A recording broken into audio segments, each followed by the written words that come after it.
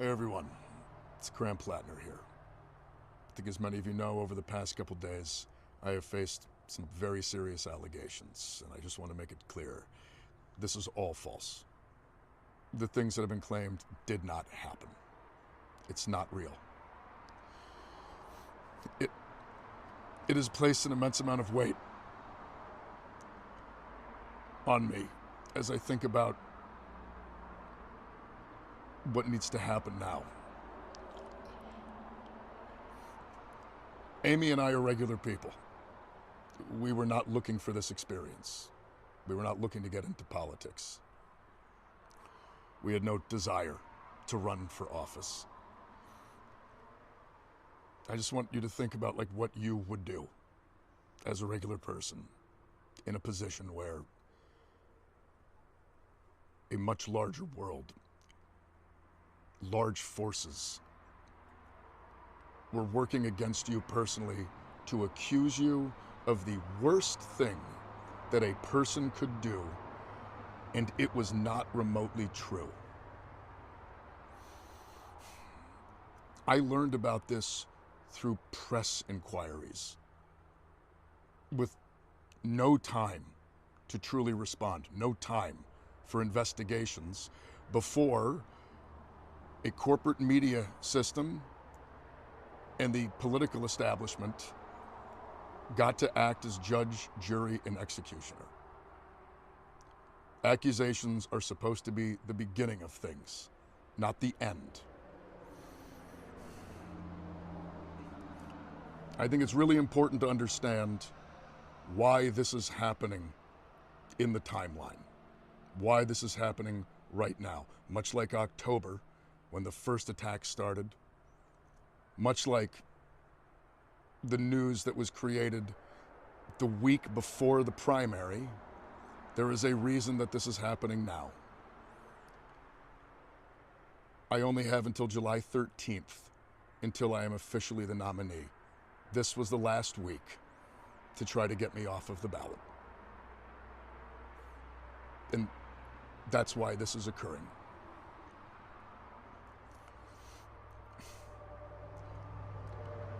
It's not the false allegations, though, that have brought us to where we are. It's the fact that they are being used by the political establishment to put structural pressure on us. We live in a political system that is not built for normal people. It is a system that is built structurally to make sure that movements like ours cannot flourish. That if they begin to succeed, they can be crushed.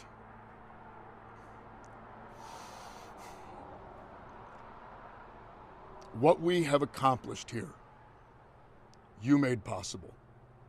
The people of Maine, the volunteers, the voters, the grassroots donors, and I have all the faith in the world that we could win if we could continue to harness that. But the brutal political reality is that they are going to take everything away from us.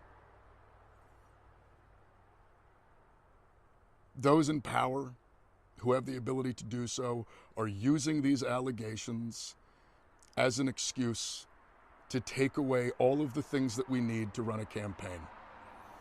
We are going to lose our ability to fundraise.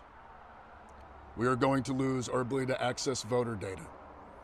We are going to lose all of the things that any campaign needs on the basic level simply to function.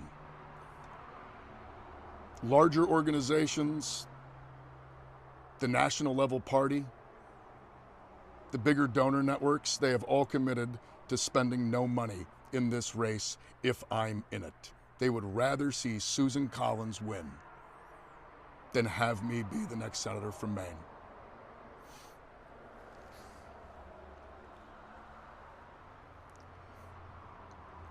What comes next needs to come from the people. Needs to come from the people of Maine. Needs to come from the voters who on June 9th at a strength of over 150,000, the largest number in the history of Maine primaries, said no to this kind of politics. Voted for a politics that would actually represent them. Voted against the political system, against the donor class, against the entrenched forces. And I'm not asking for how this process is going to work. I'm not trying to dictate to anyone who it should be or how we get there, but I will say this. It needs to be open, transparent, and democratic. It needs to be reflecting the will and the values of the people that built this movement, the people that showed up on June 9th. People in D.C. need to stay in D.C. Decisions should not be made in back rooms by people in places of political power.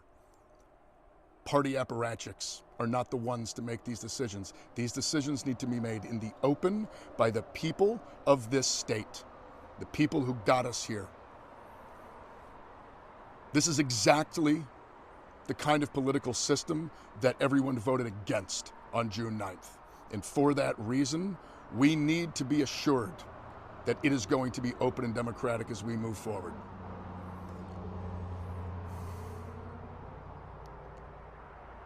Amy and I struggled about getting into this. Last summer, right around this time of year, we sat down and we looked at each other and we said, if we believe in the kind of politics we think that we do, we have to do this. Over the past couple days, really yesterday and today, we have had to have that exact same conversation.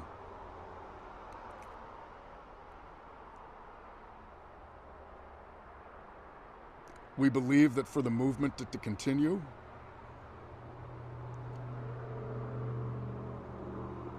it can't be me. And for that reason,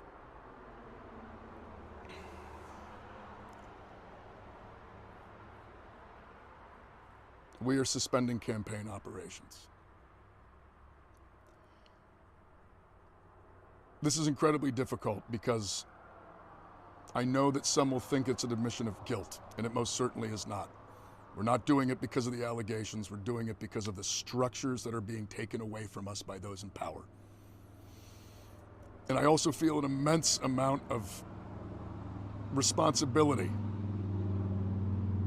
to everyone who has worked so hard to get us to where we are.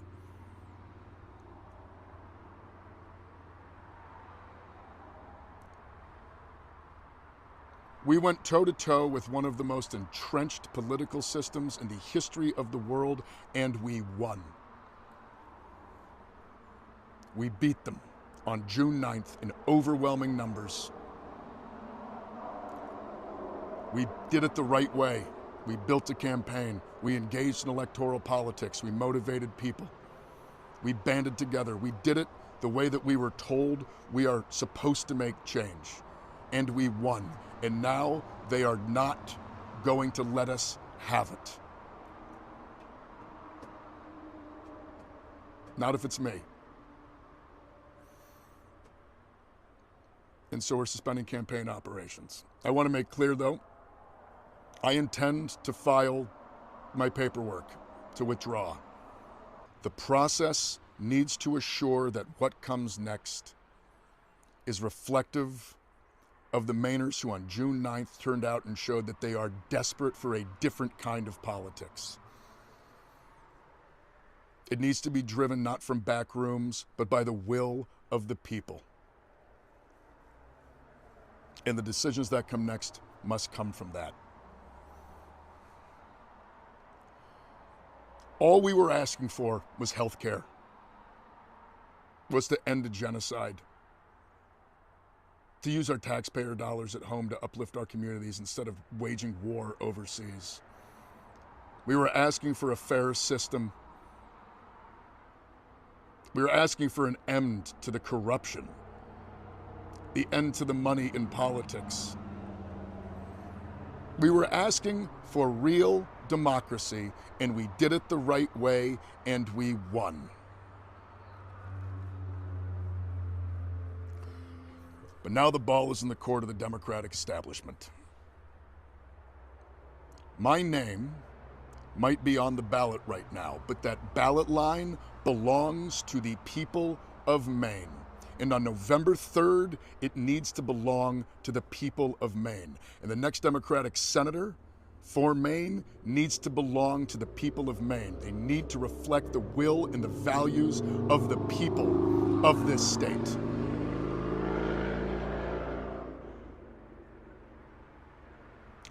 I love this state. I love Maine, and I love Mainers in ways that I can't really describe. I'm immensely proud of what we have built, and I have the utmost faith that we will continue to build, and we will continue to move towards a better future.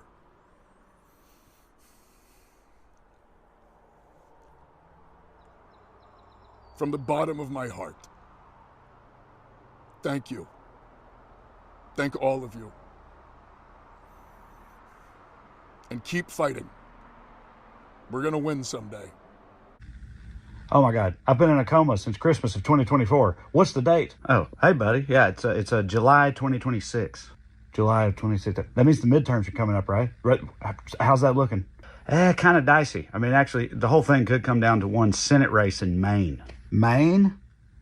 Well, that's not ideal, but okay, whatever. You know, so how's that shaping up? Well, late last year, this guy kind of rocketed to the top out of nowhere. His name's Graham Platner. He's like a 41-year-old working-class white guy, left-wing populist. He's like an oyster farmer and an ex-Marine. Bro, are you serious right now? That's like exactly the type of candidate we need, man. But shortly after he came onto the scene, all these old Reddit posts of his were uncovered. Oh, no, not Reddit. What? Like, how bad are we talking? Well, he had a bunch where he called himself a socialist and a communist. He talked all kinds of shit about cops. I thought these were supposed to be bad. He said black people don't tip. And he kind of victim blamed drunk women for being sexually assaulted. Yeah, okay. I mean, yeah, that's pretty bad. But I mean, look, who among us hasn't said some dumb shit on the internet when we were 18, 19? He was 28. 28 years old. That's still young. I think people can change, all right? I mean, so is that it? Is that all there is? Well, there's also the Nazi tattoo. I'm sorry, what? Did you say you could not see his tattoo? That's what you said, right? A Nazi tattoo? Where? How? Why?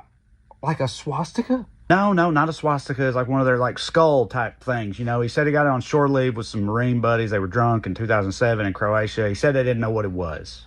Okay, well, skulls are pretty rad. He's a drunk Marine 20 years ago, Eastern Europe. Who knows? Maybe he really didn't know. We don't know, okay? Also, all this stuff is way in his past, so... Well, then it came out that he was sexting all these other women early in his marriage, and that was like 3 years ago. Okay, well, look, all these politician guys, I think we all know that just about every one of them's got a secret mistress or two. It was 12. 12? Was he a mumble rapper? What kind of fucking oyster farmer's got 12 side pieces? What's happening? I know, it's crazy. And even after all that, he still won the Democratic primary. Right, well, that just goes to show you that's how desperate people are for an alternative to this neoliberal establishment bullshit. So we just got to move forward now, all right? So sure, no more skeletons for this guy, surely, right? Okay, so there's also been recent allegations of improper conduct from multiple women, at least one of which says he sexually assaulted her, and those claims have been corroborated by multiple... Okay, Jesus fucking Christ. Okay, so he's got to go, obviously, so we'll... Oh, yeah, I forgot to mention, it seems at least somewhat likely that he's a war criminal. Great. Cool, yeah, of course he is. So, all right, okay, whatever. He's out, clock's ticking. Who are we going to replace this guy with? Well, no one really knows right now. The candidate that the establishment had put forward was this, 80-year-old moderate lib who was handpicked by Chuck Schumer. Stop. I don't know why I asked. Just put me back in the fucking coma. Dear Ma and Pa MAGA, your adjudicated rapist's DOJ is refusing to comply with court orders related to the release of multiple files alleging he raped children. So you can take the performative pearls you're currently clutching and shove them straight up your selectively outraged ass. Spare me the sanctimony. Spare me the Victorian fainting couch routine every time a Democrat is accused of something, while you people have spent the last decade treating moral bankruptcy like a campaign platform. Kevin McCarthy has the fucking audacity to say that one thing I know about Republicans is when we had a very bad candidate, we didn't vote for that person, we walked away. Really, Kevin? This is the same Kevin McCarthy who privately said he believed Donald Trump was on Putin's payroll, spent years serving as Trump's personal ball washer anyway, tried to convince fellow Republicans to invoke the 25th Amendment after January 6th, and then, just a few weeks later, flew his pathetic ass down to Mar-a-Lago to kiss the ring. The only thing Kevin McCarthy ever walked away from was his own goddamn spine. And then fake Ranger Tom Cotton says the latest allegations against Graham Platner are very serious, but let's not kid ourselves about what's going on here. The Democrats were willing to look past his other serious misconduct because they agreed with his left-wing views. Dude, you have got to be fucking kidding me with this shit. 2 impeachments and insurrection, found liable for business fraud, defamation, and sexual abuse. 34 felony convictions. Fake Ranger, look in the fucking mirror. This isn't principled outrage, it's partisan cosplay. It's selective morality wrapped in a flag and dipped in bullshit. You don't give a fuck about character, you don't give a fuck about decency, you don't give a fuck about sexual assault. You care about whose jersey the accused is wearing. When it's a Democrat, you clutch your pearl so hard you'd think you were auditioning for a community theater production of The Scarlet Letter. When it's Donald Trump, suddenly you're philosophers, lawyers, amateur jurists. Well, technically, what about you have to understand? No. Swalwell and Platner were credibly accused of being rapists, and Democrats handed them their walking papers. Donald Trump is an adjudicated rapist, and Republicans handed him the White House. Sexual assault is only a problem for Republicans when it isn't their team that's doing it. So do us all a fucking favor, won't you, MAGA? Take your hypocritical morality police cosplay, your sanctimonious spasm of righteousness, your selectively outraged bullshit, and fuck all the way off.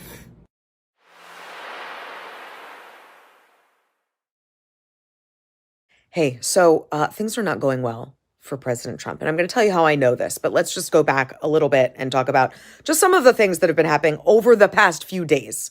There's the crypto corruption that's been coming to light. Finally, people are starting to ask the right questions about how he's making billions and billions, as are his kids, off of crypto corruption. That's a good thing.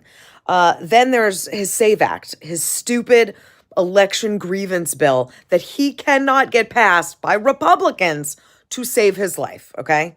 That's another. Third, there was the MAGA-palooza 250th Great American State Fair, whatever, that no one went to. I mean, it was embarrassing how few people showed up for this nonsense. And then finally, he's walking around like the typhoid Mary of the sports world, right? He medals in the U.S. men's team at the World Cup. They end up losing. This was after he goes to the Knick game. They end up losing. It's a bad look. There's a lot going wrong for Donald Trump right now. But do you know how I know things are really bad for him? This. Did you see this? He's back on this bullshit. This is how you know, without a shadow of a doubt, things are not going well. Because he's back on this bullshit. Trump commemorated the 250th anniversary of the nation's founding this weekend by doing one extra thing that wasn't on the agenda, but he did nonetheless. He got online and posted a racist fake image of former President Barack Obama and Michelle Obama in a fake Air Force One that was all covered in graffiti. As the Associated Press delicately noted, quote, the use of graffiti is a coded message to remind people of crime and urban decay and has been used in racist messaging against black people in the past. The AP also noting that this latest racist post from Trump for Independence Day weekend comes after, quote, another racist post by President Trump that showed the couple as primates in a jungle. Happy 250th anniversary. Happy 250th, America. How far we've come. I sent agents to his house to warn him about his language and that he might be in violation of the law by writing to the former head of ICE and calling him a Nazi. A Rochester man filing a federal lawsuit today against the Department of Homeland Security and several ICE officials claiming they violated his First Amendment rights. This comes after he sent a criticizing email to the agency's former acting director. Today, we take a closer look at the allegations and what some say this case could mean for free speech. A federal lawsuit filed Monday accuses the Department of Homeland Security and ICE officials of violating David Shriver's First Amendment rights by sending federal agents to his Rochester home with a warning over a critical email he sent months earlier to the then acting director of ICE.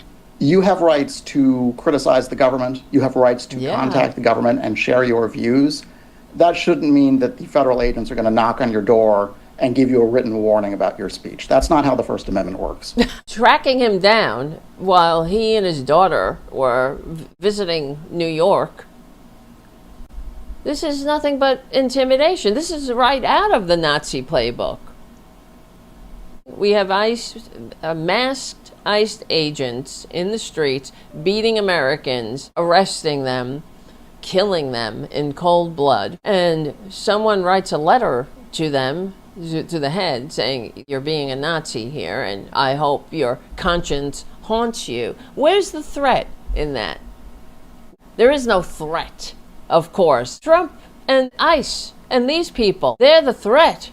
And now they're threatening our free speech, our First Amendment rights. His email contained fully protected speech. It wasn't like one of these January 6 traitors that wanted to hang Mike Pence or trash Nancy Pelosi's office and defecated and urinated on her desk and ran around the Capitol going, Nancy, Nancy. But it's different. Different rules for maggots. That's where we live now, in Traitor Trump's America. If you are a maggot, if you are a loyalist, just as criminal as they are, as long as you praise the dear leader, kiss up to the dear leader, you're going to get away with it. Writing an angry email is not a crime. It's a constitutional right to express your opinion, whether they like it or not. You don't like being called a Nazi? Then don't be a Nazi. Don't act like a Nazi. Act like an American. Take your friggin' masks off. Abide by the rule of law. Stop being a Nazi. Let me ask you a question. What happened to the Confederate soldiers after the Civil War? Answer the question. What happened to the Confederate soldiers, Confederate generals, the president of the Confederacy? What happened to everybody who seceded from the United States and then proceeded to attack the United States? The first shots of the Civil War were fired at Fort Sumter. The Confederacy fired on the North. And then after that war was over, what happened? Don't worry, I'll tell you. They went home. They went home, and then we proceeded to not do shit. Nothing. To hold them accountable for what they did to commit treason against the United States. And then you know what they did when they went home? Do you know what they did when they went home? They taught their children their ideologies, and their children taught their children. In 1894, there was a group started called the United Daughters of the Confederacy. That's the group that is solely responsible for resurrecting Confederate statues across the South. The reason they did it was to remind black people where they were. That was their actual stated reasoning. They also rewrote textbooks. They didn't call it the Civil War. They called it the War of Northern Aggression. The battle flag of Northern Virginia, which is also known as the Southern Cross, that was also found on the second and third national flags of the Confederacy, was also resurrected by the United Daughters of the Confederacy. We call it the Confederate flag, aka the rebel flag. And it started flying all across the South. In fact, the first time that that flag was flown inside the U.S. Capitol wasn't when the Confederacy invaded the U.S. during the Civil War, but it was on January 6, 2021. Now, why would a flag from the Civil War be walking through the halls of the Capitol on January 6, 2021? I'll tell you why. Because after the Civil War, the Confederacy just went home. We didn't do anything to hold them accountable, and they taught their children, who taught their children, who taught their children, who taught me, because I was raised that way. I was raised to believe heritage, not hate. I was raised to believe the Civil War was about states' rights, not about slavery. I was raised to believe that white people freed the slaves because we're such good white folk. I was raised to believe on all the propaganda that southern states taught their children after the Civil War. I was raised in a country that was governed by laws that were specifically written after the Civil War to give people rights, but just enough rights to maintain the mythology of white supremacy. The 13th Amendment ended slavery and involuntary servitude, but only if you weren't convicted of a crime. And then in 1866, the black codes were created. Vagrancy laws were created to make newly freed black people criminals, so they could be slaves again. The 14th Amendment's currently under attack by this administration. Why would the 14th Amendment, written after the Civil War, be under attack by an administration in 2026? Because after the Civil War, the Confederacy just went home and taught their children who taught their children who taught their children. We've been in a cold Civil War with the losing side of the Civil War since the Civil War ended. They lost, but they didn't give up. That's why they use the phrase, the South will rise again. I heard that my whole life.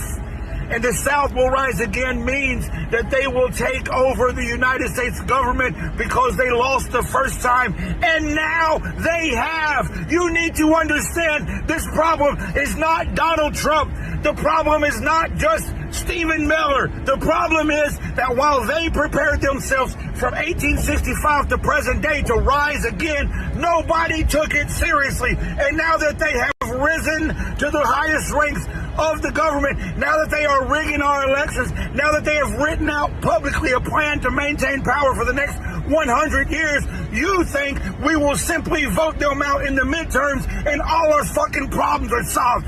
They are not the problem. They are a symptom of the problem that we have continued to ignore in this country for the better part of the entire existence of this country. The Confederacy controls the government. The mythology of white supremacy is making the rules. And I fear that we still don't see that and still don't have plans to hold the Confederacy, to hold white supremacy, to hold MAGA accountable. I fear that we think this is a single person problem, a single administration problem. I fear you don't understand what's actually happening in this country, and I fear you are not fucking mad enough, you are not alerted enough.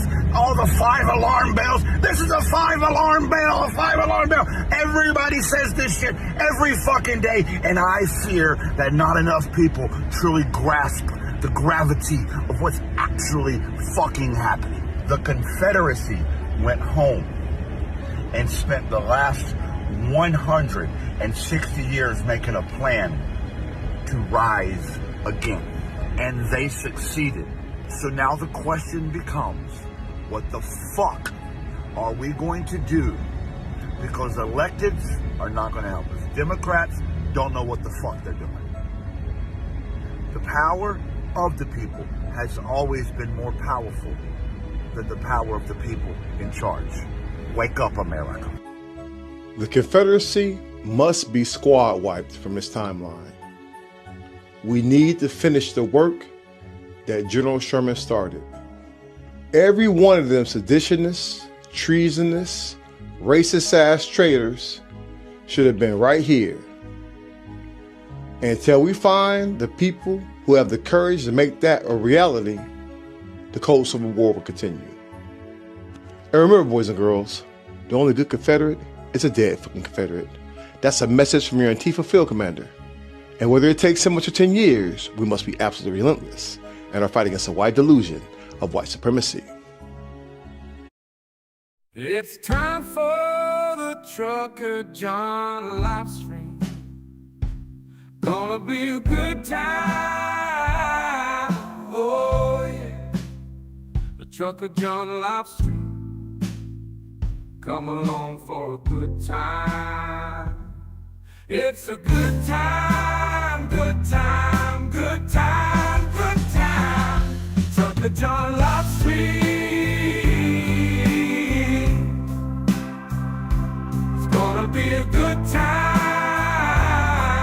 Gonna be the time of your life. Gonna talk some shit.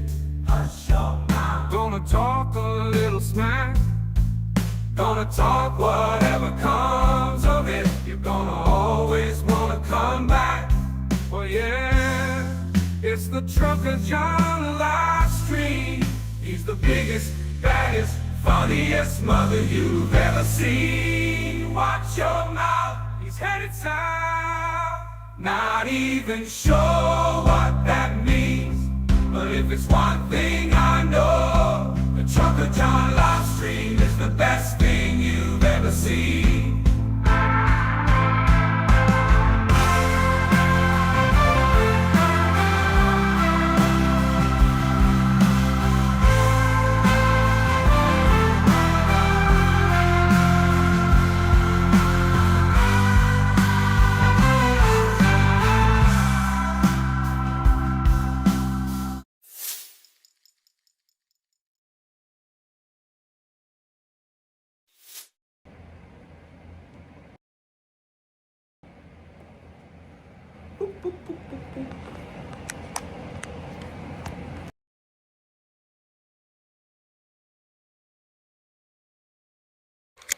Good morning, everybody.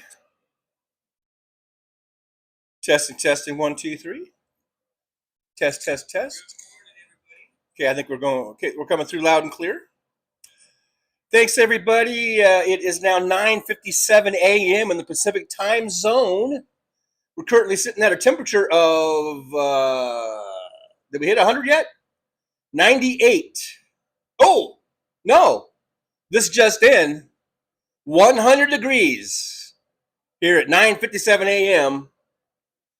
The expected high today, I believe, is, they're saying 112. So stick that in your pipe and smoke it. 112 today. Yippee. Yippee. Thank you guys so much. I hope you enjoyed the intro. It was a long intro, but I think it was worth it.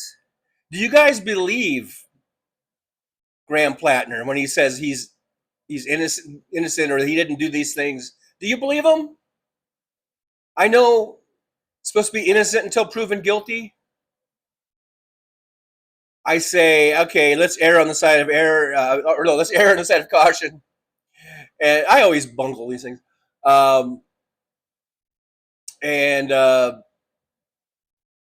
It's good that he's being forced out. I'm glad he's being forced out. Now he can go, if he's innocent, he can go fight this in court. He can go clear his name. And then when that's done, if he gets cleared and he wants to run again, the Senate is every 6 years. If he could run for a House seat in 2 years if he's so squeaky clean and innocent, So whatever. I think he's guilty personally, though. I mean, it was just too much. The Trey Crowder video that was right after the Graham Platner one, that was the comedian. For those of you who don't know who that guy was, I think it was summed it up beautifully as far as like all this shit and the progression and how we were like, oh, okay, all right, not good, all right, but okay, he's learned his lesson, he's moving on, whatever, and it just kept getting all these things against Graham Platner just kept snowballing, and so it's to the point where you got to go, dude, you got to fucking go. And now hopefully they will select someone good. I don't know. I was watching something. Who was the guy? Is it Jackson, Troy Jackson, or something like that? I think he's probably going to be the one who takes his place, but who knows? We'll see. They're going to set up probably a little, a quick pop-up state Democratic convention or whatever, and they'll decide who's going to take Graham Platner's place. The important thing now in Maine, for all you Mainers, all you who showed up on, was it June 9th, and voted for Graham Platner, whomever the Democrats choose, even if it's fucking Janet Mills, and I hope it's not going to be her. I don't think it's going to be her. If it is her, then we're really fucked. But even if it is her, you Mainers, that's when you have to plug your nose, hold your nose, and vote. Because even a 78-year-old Janet Mills, who is, kind of the old school establishment Democrat that we're trying to move away from. We're trying to get more progressive. We're trying to move in that direction. But Even so, an old, like I say, establishment Democrat like Mills is still, I would go so far as to say, infinitely better than Susan Collins. You know what infinite means? That means like forever. It never ends. A number that never ends. That's how much better Janet Mills is than Susan Collins, in my humble opinion. So Mainers. Now, I'm not saying that she's going to be the one to take Platner's place. Like I said, I think it's going to be Jackson. But please, if you showed up and you voted for Graham Platner, then in the general election on November 3rd, you need to show up again. It's very important, and I hope you do. I hope you do. I hope you guys see that. I hope you don't just pull your Bernie bro shit, and I'm not going to vote or whatever. None of that bullshit. All right.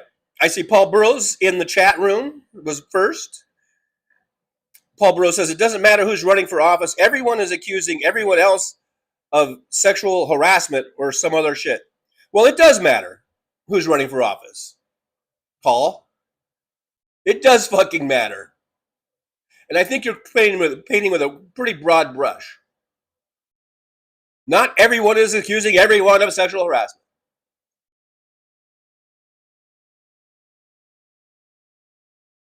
So, respectfully, it does matter who's running, and I think this should not discourage people from voting.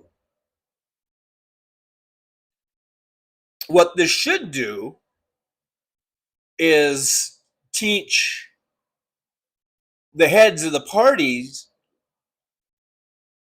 at every level, national level, state level, especially in this case at the state level, to learn about this word. It's a word. Have you heard of it? It's called vetting. Have you heard of the word vetting? That's where it is. Now I lifted this little thing off of the I believe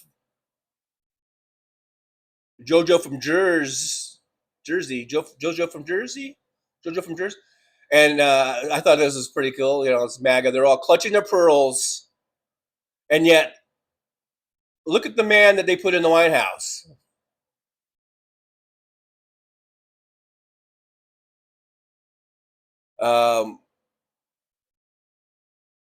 A big old, dare I say, well, certainly a rapist, pedophile, Donald Trump, right? We're talking about Donald Trump. Look who they put on the Supreme Court, Brett Kavanaugh. They have no qualms about that, but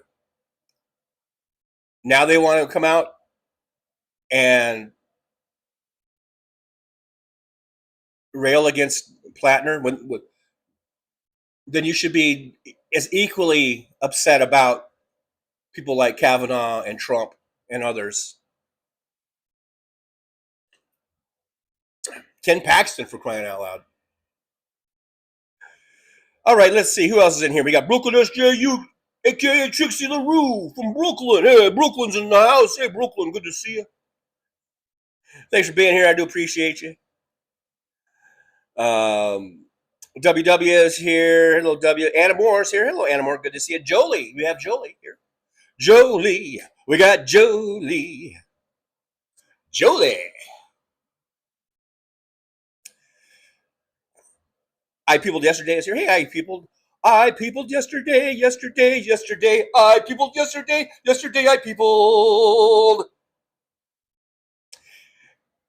Is everyone going to get their own little song today? Anna Moore. No. Let's see who else is here. Just skip it on down. MJ Daniel from up there in Washington State's here. Hey, MJ, good to see you. Just what I had not read your post, MJ. I had not read it yet. But we're on the same, you and I, we are on the same page here, my friend.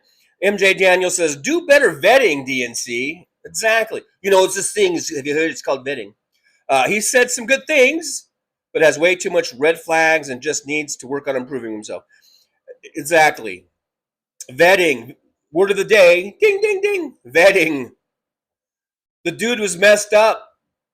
And it wasn't just like one thing. It just kept coming and kept coming. And I guess there's more stuff down the pipe, up the pipe, down the pipeline, or whatever. There's more stuff. I think there's more stuff coming regarding Graham Platner. So, boy, did he open a can of worms on himself, on his own life. If he would just remained a oyster farmer, I guess that's what they call him. None of this would have come out, and he could have just lived his quiet life, farming oysters with his wife, who he was cheating on multiple times. But now all this shit is out in the open. He's withdrawing. He's in disgrace. He's disgraced. And I don't know. There could be, who knows, but there's legal battles. I mean, besides him trying to clear his name, but it seems to me that now they've opened the door. People could sue him or try to convict him or whatever, right? I guess maybe statute of limitations. I don't know, but he opened up all this shit, and he could have just kept to himself and not put himself out there. So I don't feel sorry for him. He brought this on himself. The stuff he did is heinous. So maybe it's good to come out. So you know, there should be some justice here. Whether he goes to prison or not, I don't know. But at least maybe some kind of closure for these. I forget. Are we supposed to say victims or survivors? I'm confused on the whole victim survivor thing. But you know, the women that he assaulted, maybe get some kind of closure for them. And maybe Graham Platner can get into fucking some serious counseling and or whatever, you know, and work on himself first. David Weisford Nivers here. Hey, Dave, good to see you. Says poof, poof.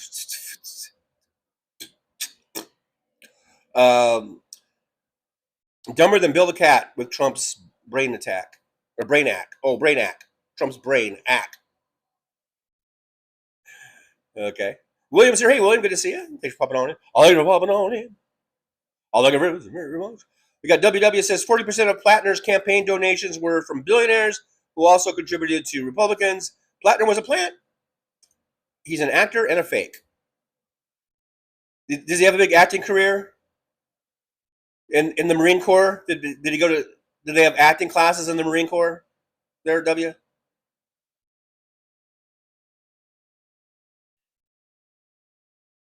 As usual, thanks for your bullshit, W.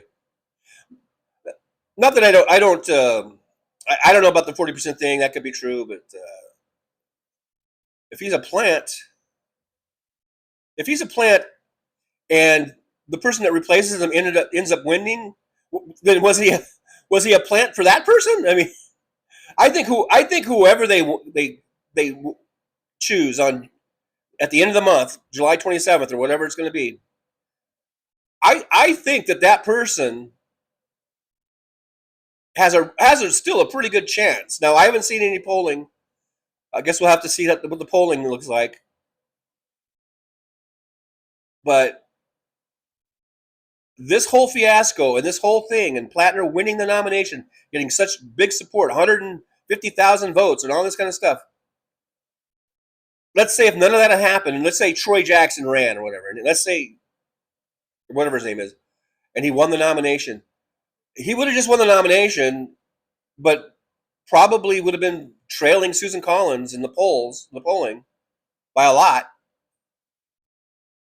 So this whole debacle, I think, has given the Democrats, no matter who's in there now at this point, a much better shot at winning than they would have had otherwise. So who was he a plant for? Maybe Troy Jackson is the evil genius who did all this. I don't know, or whatever his name is. Or I'm just tongue in cheek there, but we'll see how if there's a big drop off, especially after whomever they choose to replace Platner. We're going to want to see polling right after that just to see if it's still a 50-50 coin toss, or if that Democrat is going to be taking a big dip in the polling there. We'll see. Well, I guess we'll see. People yesterday says he was born with a silver spoon in his mouth and a cat in the cradle. No, something like that. In his mouth, and is no different from the tyrant we have now. Well, that's why he needs to go. I mean, especially the tyrant, especially not being any better than the tyrant we have now in the White House. And that's why he's gone. We're not going to tolerate it. Dems don't tolerate that. We gave Swalwell the boot. We're giving Platner the boot. Hell, we even gave a guy the boot who wasn't even at the time a politician, who was just a goofy comedian who was out doing goofy comedian shit for the troops on a USO tour, who just made a goofy picture where his hands were about, 12 inches away from another comedian's breasts. We don't even tolerate that shit. So, yeah, don't come at me, not you people, but you MAGAs out there. Don't come at me with your fucking pearl clutching. MAGA. MAGA, MAGA, MAGA, MAGA, MAGA, MAGA, MAGA. MAGA, MAGA, MAGA.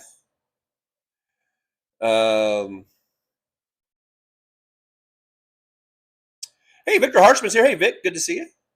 Says, morning here for a few, waiting for Tyler Robinson hearing to resume. Are you just really on the edge of your seat on the Tyler Robinson? He's guilty. Guilty. Next case. Boom. Fry his ass. Next. Okay. We're done. We're done with that one. Dave White says, go, go, JoJo. WW says, Justice Kennedy said that he could defeat Citizens United, but too many Dems like it too. Is Justice Kennedy the one that had to retire because his son was the president of the Cyprus banks that Donald Trump had been getting loans at, backed by Russia? Do I have that right? Am I thinking of the right justice? Let me know. Let me know if I'm thinking of the right one there. I just want to know if that's WW. With global warming, Denmark is going to be a world power. Petrazi is here. Hey, Petrazi, good to see you. Oh, good to see you, Mr. Petrazi or Mrs. Petrazi. I may have misgendered. I mean, misgendered. I saw that WW was misgendering. We'll get to that in a minute. I think I misgendered. So you will henceforth be a they or a them, okay? Alrighty. WW arresting babies in bunny suits. Thanks for that. That might have, I don't know, was that something in the intro? I don't know. Dave West Niver says, here in Colorado, Milat Kidros beat Diana DeGette. Wasn't even close. Is Milos Kidros the like a progressive Democratic Socialist or something? I think I've heard about.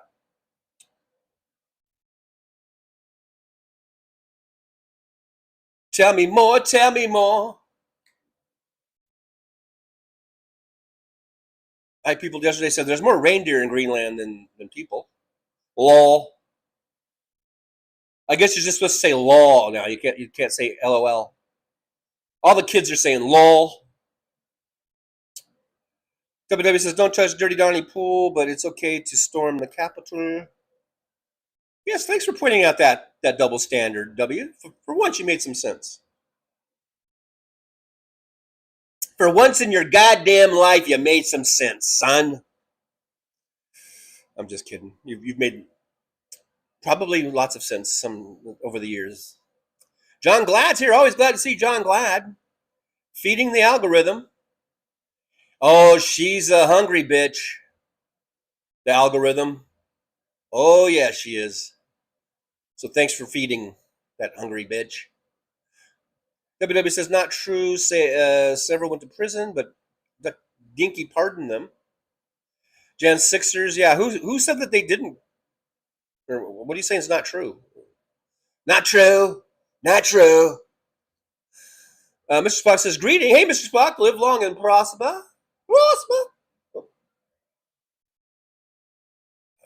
Prosper. With your rubber biscuit. WW, let's rant in sunglasses while looking weird. Really makes me question who I agree with. Yeah, that was your dig on your is it a dig on Jolly the ginger giant or whatever the thing is. Look, dude. Okay, just close your eyes and listen to the words because everything he said was fucking spot on. If you can't get past his appearance, then just shut your little eyes and then let the words come in because the words that he was saying were very spot on. I think the whole second half of that intro was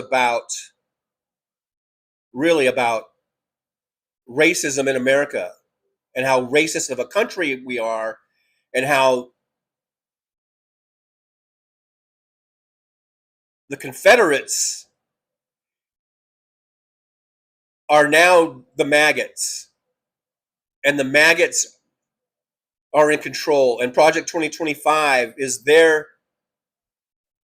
it's like their constitution or it's their Project 2025 is their manifesto. It's their list. It's their to-do list. So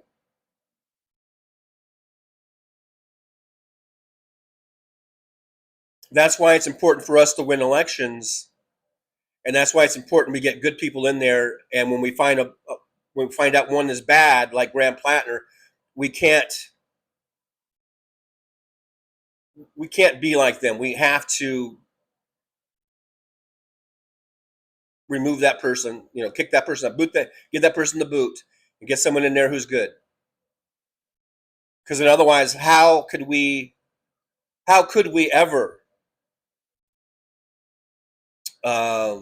criticize, complain, want to have removed someone like Donald Trump? Talk about double standards, right? If we didn't. David Weiss from Denver, $2 super sticker. Thank you, David. Yippee! That puts us on the first one of our goal of 5 super chats. Thank you very much. Guys, make sure you like, subscribe, and hype and share the show. Talk about algorithm. Let's hype that show. Get us out in the algorithm. We also have memberships. We have driver level. You can become a driver. Have you ever wanted to become a driver? You can become a driver right here on the Trucker John Show by becoming a member, and it does help drive this show. Those memberships are really the backbone of support for the show. So we've got several tiers of membership levels, starting at I think less than a candy bar. How much are candy bars? I don't really buy candy bars all that much. I think the price of the driver level membership, I think, is less than a candy bar. But Trazi says Jolly is 100%. I agree. Now, WW, why would you fear? He says, I fear Ginger being the future of democracy. Why? Are you a racist? I think the only way you would be afraid if Ginger was the future of democracy is if you are a fucking racist. If you're a fucking KKK hood wearing fucking Proud Boy white nationalist, then you should be afraid. So it just makes me wonder.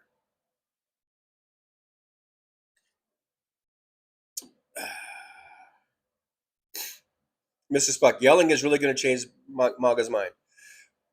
Just listen to the words, okay? Get past the big beard and the sunglasses, and he's doing it in his car, and he's yelling because he's emotional. This is an important issue, and so sometimes people raise their voices when there's an important issue. Close your eyes, turn down the volume if you have to, and listen to the words because they were very important. Very important. We got a $4.99 super chat from Damon Dog, the Big Dog. Yippee! I will get down to it, and I will give you the proper props. But thank you so much. I see it popped up. So yippee to Damon. I think that was Damon Dog. Hope I'm not misnaming. But thank you so much. I appreciate you. We're 2 out of 5 on the old goal. The goals of today. The daily goals. It's good to have goals. Mad Max here. Hey, Slava Ukraini. Mad Mac. Good to see you. But Charlie says another good intro. Thank you so much. I'm glad you enjoyed it. I thought it was good. I think, I put the entire Graham Platner. I think that was his entire, video that he put out. I didn't cut it down. I thought it was important just to have the whole thing in case you hadn't seen it or whatever. There it is for posterity. One of these days I will have a vocabulary, an accurate one. Cheers, everybody. Chock full of nuts to you. Chock full of nuts to you. WW says, so just squad wipe out everybody with a country accent. How can you spot a racist? I don't know what you're talking about. I don't know. I have no idea what you're talking about.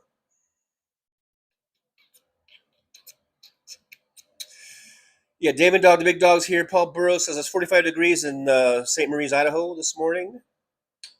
I peopled yesterday, 59 degrees in my neck of the woods. He.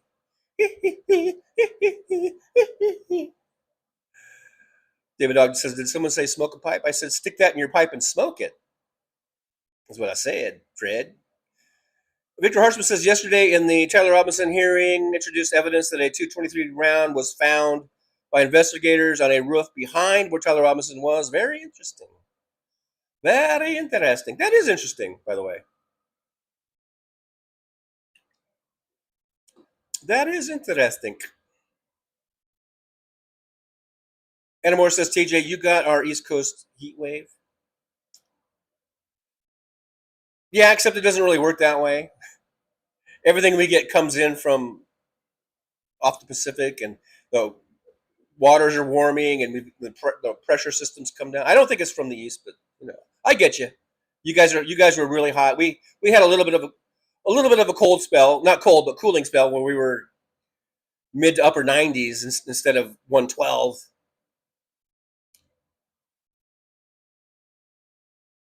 Petrozzi says, if he used to get blackout drunk, how can he prove anything if he doesn't remember?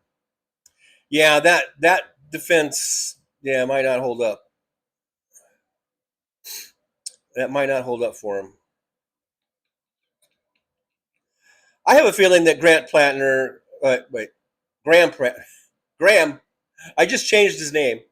Graham Platner, I have a feeling that he's going to just disappear. Like, he's just going to hope everything gets, like, as far as I know, no charges have been brought up against him, like in court, as far as I know. These are just accusations, and I have a feeling that I think even the victims or survivors are, again, I don't know the difference, I guess. I mean, I do know the difference, but okay, survivors, whatever. I have a feeling they would like this all to go away too, and I think they're just happy that he's not going to be in this position of power. U.S. Senator is a pretty powerful political position, probably second only to presidency, maybe. And it's a pretty powerful position, and I think they're probably just happy that he's not going to hold that position. And so whatever happens, I don't know. But I have a feeling he's just going to slink away, and probably just live in Maine. And who knows? I mean, We'll see. Danny Pomeroy's here. He says it's 78 degrees. See, I don't know. I don't remember where everyone lives, so okay, it's 78 degrees. That's nice. I don't know where, but Hi People Yesterday says Maine said leave us alone. We'll pick who we pick. WW says, yep, Jackson is the media favorite and Bernie likes him.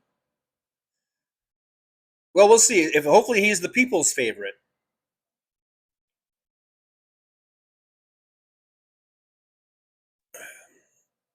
Petrozzi, I don't think Mills is getting back into. I don't think so either. I'm just saying. I was just saying that. I was just saying even if it is her, is what I was saying. I was saying even if it is her, you Mainers, you need to vote for her.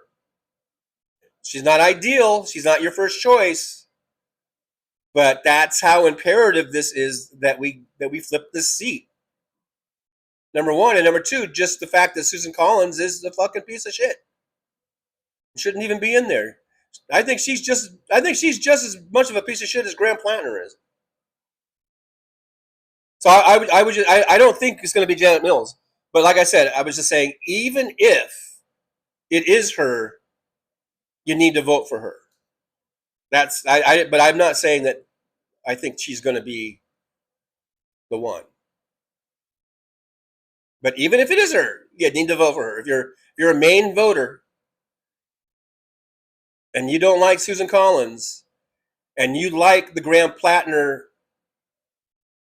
platform,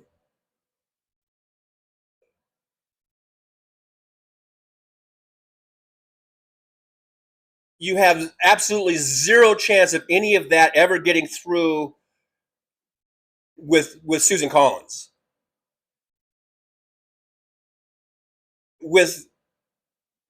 I'm just saying, if it were Janet Mills, let's say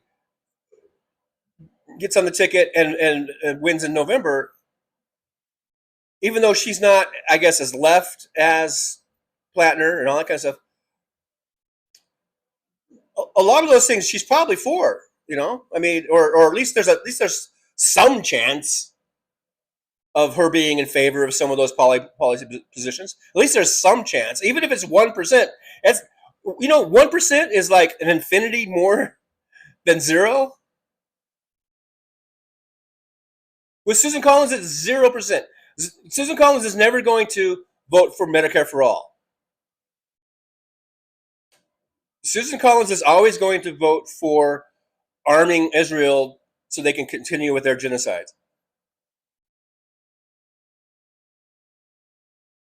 Susan Collins is never going to be in favor of anything that benefits working class people. With Janet Mills, at least there's a chance. But let me reiterate, because for some reason the words that come out of my mouth get misconstrued. I don't think she's going to be the one that they put on the ticket or on the ballot. I think it's probably going to be Jackson, but we'll see. We're still probably a couple of weeks away from finding that out. Victor Harshman says age limits for Senate and House members. Yeah, well, that takes congressional and constitutional amendments, which is fine and dandy. I mean, you can be in favor of that, and I'm not saying that I'm necessarily opposed to it, but again, these things, you don't just snap your fingers and make it happen. I mean, it takes political will, and who's voting on that? The very people that it would affect. They're like, gee, should I be in favor of an amendment that's going to kick me out of here? If that's not what they want. Speaking of Constitution, oh shoot, skis! Did I not upload? Let me go back here.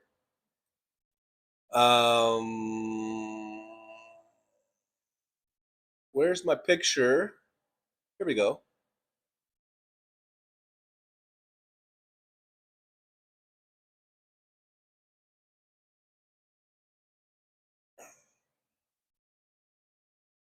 Should we do today's constitutional moment? All right, let's. I'm going to read a section of the Constitution every single day, whether you guys like it or not.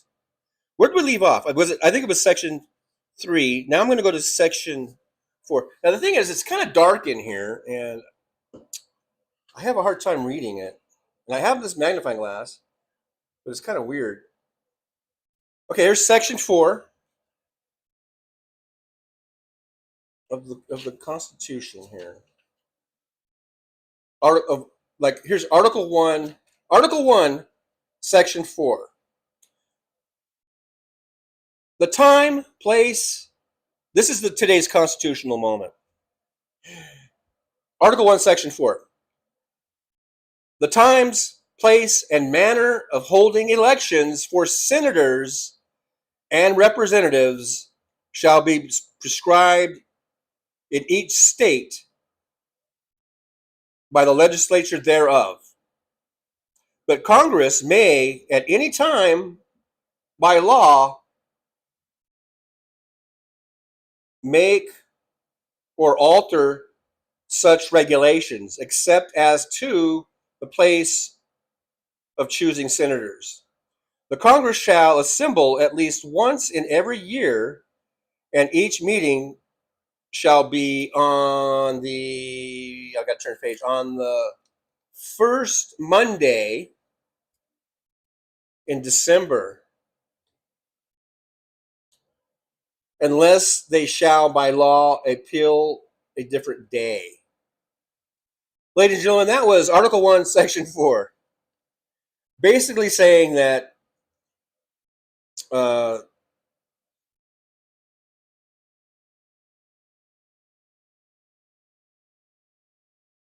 man, now my eyes are watering.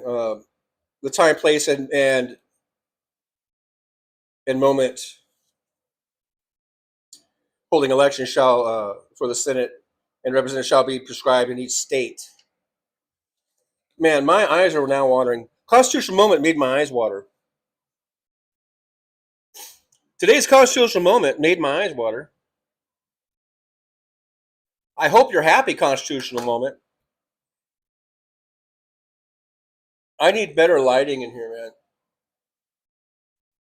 And also a new prescription for my glasses. All right, so where was I in the chat?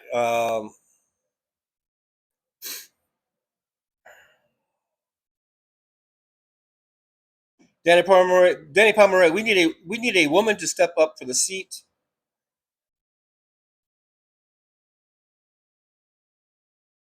I think we need. I think Maine needs whomever Maine decides.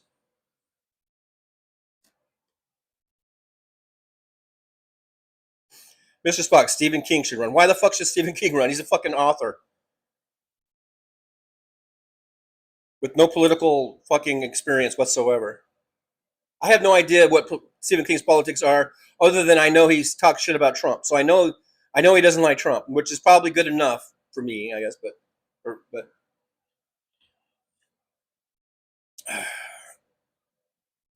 the name recognition game might not work. It doesn't always work. Sometimes people see through that shit, and I think the people of Maine are pretty smart.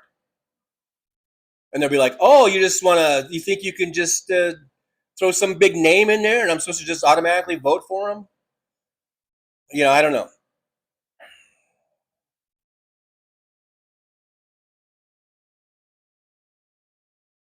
David Dog, when Susan Collins heard about Platner's sexual allegations, she immediately endorsed him for the Supreme Court. But need a drum sting for that one. WW, if anything is limited, it should be money. I agree with that. We need to get money out of politics. We need to overturn Citizens United. I think we need to go with public campaign financing. That's all I got to say about that.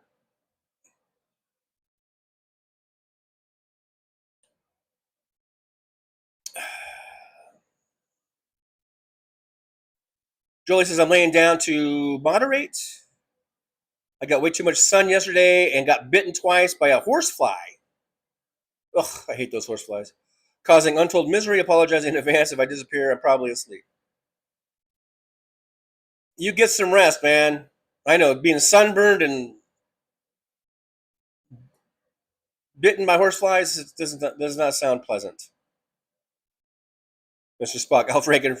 Oh, Mr. Spock, you're so funny.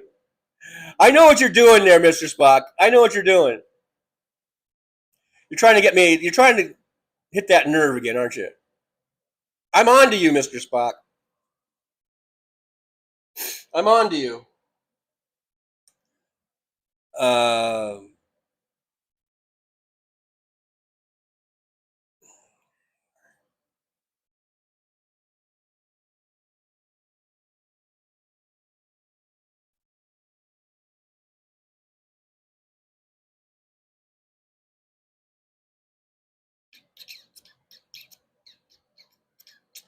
Victor Horseman, does Trucker John have Discord? Yeah, and there's Jolie still awake at this point. There's the Discord, and I've got some channels. I've got the driver. I have a driver's lounge.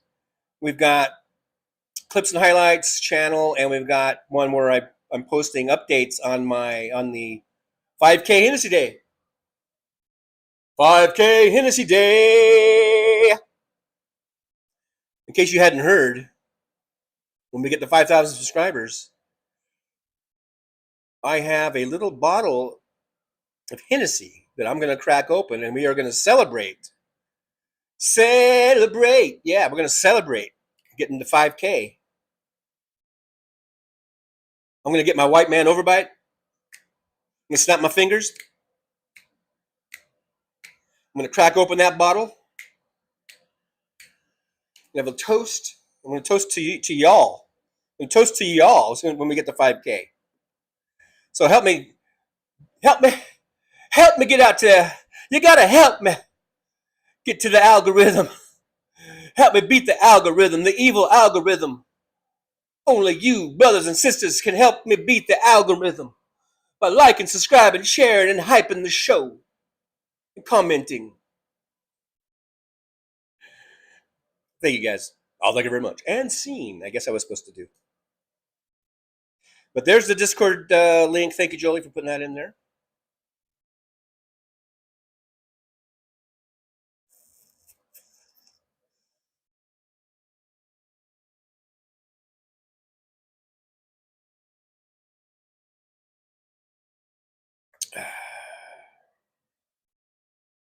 WW, I'm not saying that there's a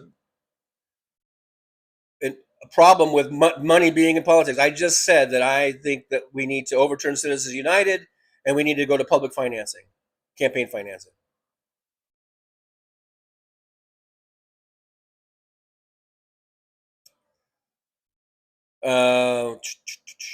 Josh sees I always get Tyler Robinson confused with Christopher Robin, which is much funnier that way.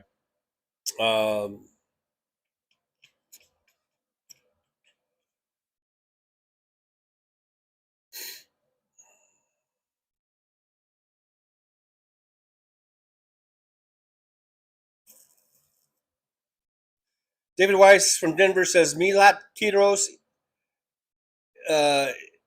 labels herself Democrat Socialist and ran on that. All right. Chalk up another one for Democratic Socialists. WW. No, John, he'd still be yelling just like you. I'm going to cry. I said to Damon or whoever it was, because someone else complained about the yelling, turn down the volume so you can still hear, but just turn it down. I didn't say, so shut your eyes, turn the volume down a little bit, and listen to the words coming out the man's mouth. You fucking milk toast.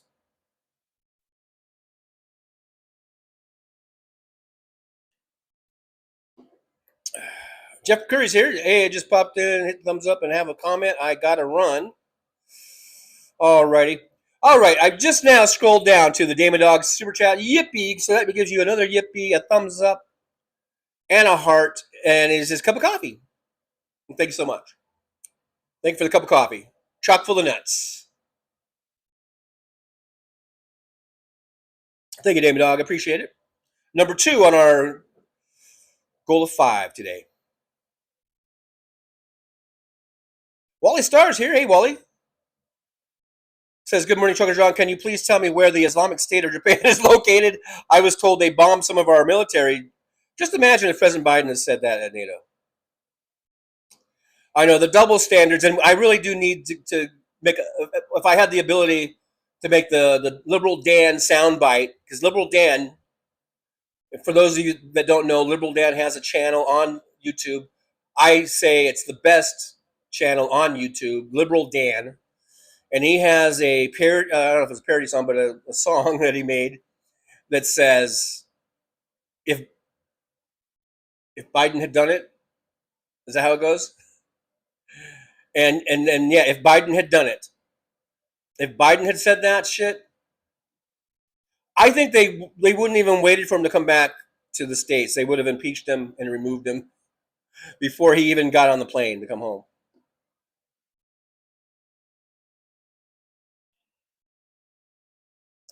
WW with his little WW, just total fucking little pussy here. Bullshit, John. He's always yelling. So what? You can't take it? You fucking pussy? You can't take a little yelling? Jesus Christ. I didn't know you were such a pussy.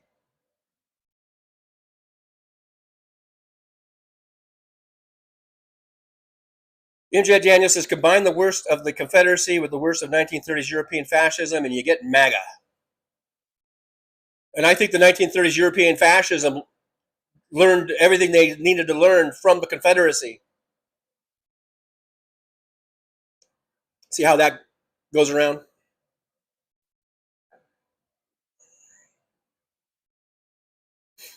WW, who are we going to fight if we can't identify them? Oh, I think it's pretty easy to identify them. Especially nowadays. There's a lot of them that are not shy at all about expressing their racism. Donald Trump has emboldened them to come out from under their rocks. MJ Daniel, I spoke with Mitch McConnell for 20 minutes yesterday, and he said he hated the new Donald Jessica Trump Memorial Reflecting Swamp.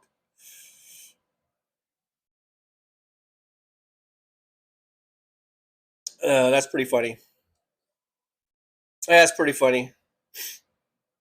MJ Daniel says Pete's coffee is really good. I got some Dutch Brothers, also really good, and found some coffee at the discount bin called Punk Bunny, and it's good but strong.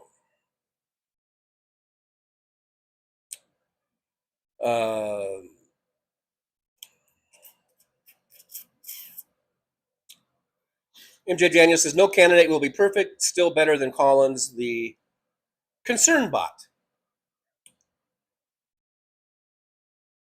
I am of the mind that anyone with a D next to their name would be, even Graham Platner would be better than Susan Collins. I mean, that's why he was in as long as he was in. Even with all the shit that was coming against him, he was still better than Susan Collins. But like I said the other day, once those rape allegations came out and they were pretty credible, they seemed to be pretty credible, and you started seeing Bernie Sanders and Ro Khanna withdraw their endorsements, then you knew it was serious, and that's a line too far. If that's the expression. You crossed the line. But I say even with the rape allegations, he's still better than Susan Collins. But we can't have him, and I agree with him stepping down and being replaced. I wholeheartedly agree with that. I'm just saying that's how awful Susan Collins is. That even a freaking rapist is better than her.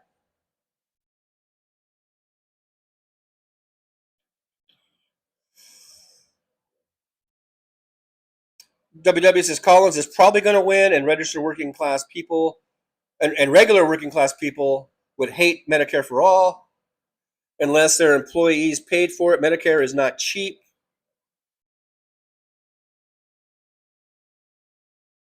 and you think private healthcare is cheap? Have you seen the fucking premiums? I get Medicare. It costs me $200 a month. Fortunately, Medicaid is now picking up the bill, so I don't even have to pay for that. How about we slice a few $100 billion off the military budget and help pay for it or whatever, instead of having this bloated military budget that goes up and up every year. And now it's well over $1 trillion. It's probably $2 trillion that goes to the military, whether it's on the books or not.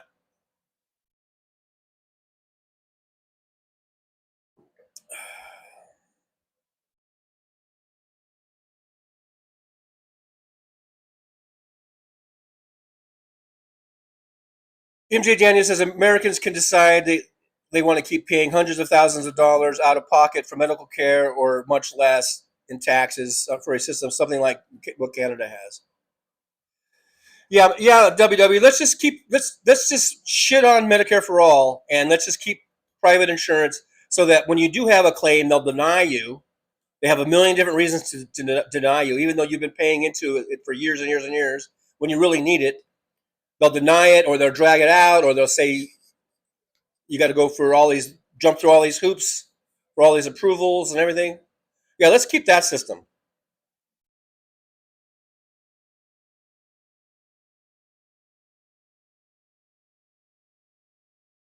If Americans could decide, wouldn't it be decided we can't agree on much of anything? That's because of dipshits like you that are brainwashed on Fox News and right-wing media. We have Rupert Murdoch to blame, probably just as much as any Republican member of Congress or president.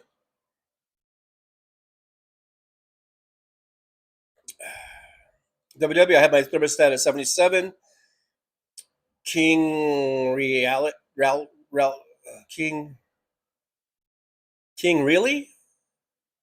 Oh, King really liked Platner, didn't want him to quit. King. Who's King? Oh, Angus King, maybe?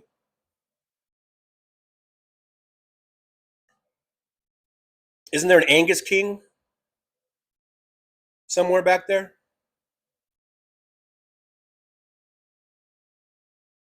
Damon Dog says Stephen Miller is what you get when you bury a dildo in a pet cemetery. Stephen King. Danny Pomeroy, that's why he's attacking Canada. He being Trump, I guess. It's way cheaper than America for the first time in American history, thanks to MAGA voting for the big guy's lies. For the big guy lies in making America great. You should say for voting for Trump, because big guy is what they used to call Biden, isn't it? Big Hook is here. Hey, Big Hook says 10:39 TJ time reference. So I'm only 10 minutes behind. 10 minutes behind. 10 minutes behind. Brooklyn says, TJ, how much were you paid to be an aide? Not very much. It's basically minimum wage, and then some overtime hours where you get time and a half. They have a thing called golden hour, where if it goes, what is it, 14 hours? Or is it past 12 hours? I forget now. Then every hour is it's whatever your like daily wage would be. You get paid that every hour. I think we got that. I think we might have hit that once, maybe. I don't know. I remember we always get close, and then they would shut down. But I was just a SAG. I wasn't SAG. I was just a non-union. If I was SAG, I would have got paid a lot more. But I was not SAG. SAG is Screen Actors Guild. It's basically like the union. It's a guild, not a union. But I was non-union, so it was just minimum wage. I think it came out to like you know, I don't know. I guess what was minimum wage back then? I think it was only like $6 and something. So yeah, it wasn't very much, but I liked it. I had fun doing it.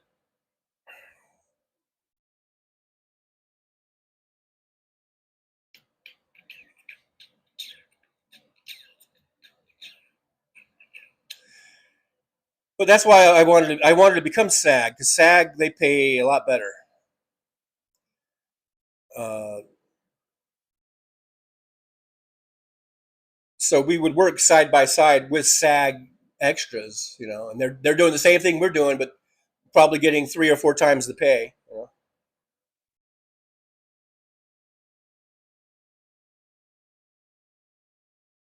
Mr. Spock, is TJ yelling again? Yeah, sure, whatever. You guys can't handle it? You can't handle the truth? You can't handle the yelling?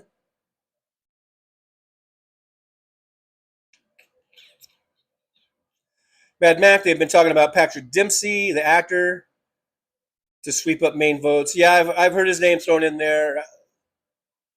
Is that what it's going to take? I guess if that's what it takes. Stephen King, Patrick Dempsey. He's an actor, and he seems like a cool guy. I don't. Is he? I guess I'm assuming he's a Democrat. Like I said, Mainers, like whoever they put in there, you need to vote for them.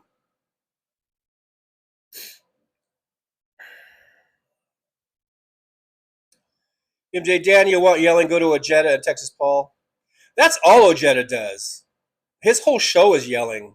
Like, at least for me, I might yell a little bit here, a little bit there, but Ojeda, thank goodness he only does a half-hour show, or the man would be. I don't think he would have a voice left, because his entire show is him yelling.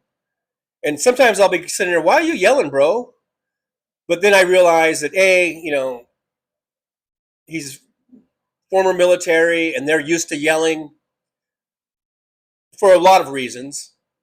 One of which is probably just they're always around equipment and noisy shit. And number two, they've got big groups of people to talk to, and they might not always have a PA system. They probably hardly ever have any microphone, so they've got to yell and really, project their voices.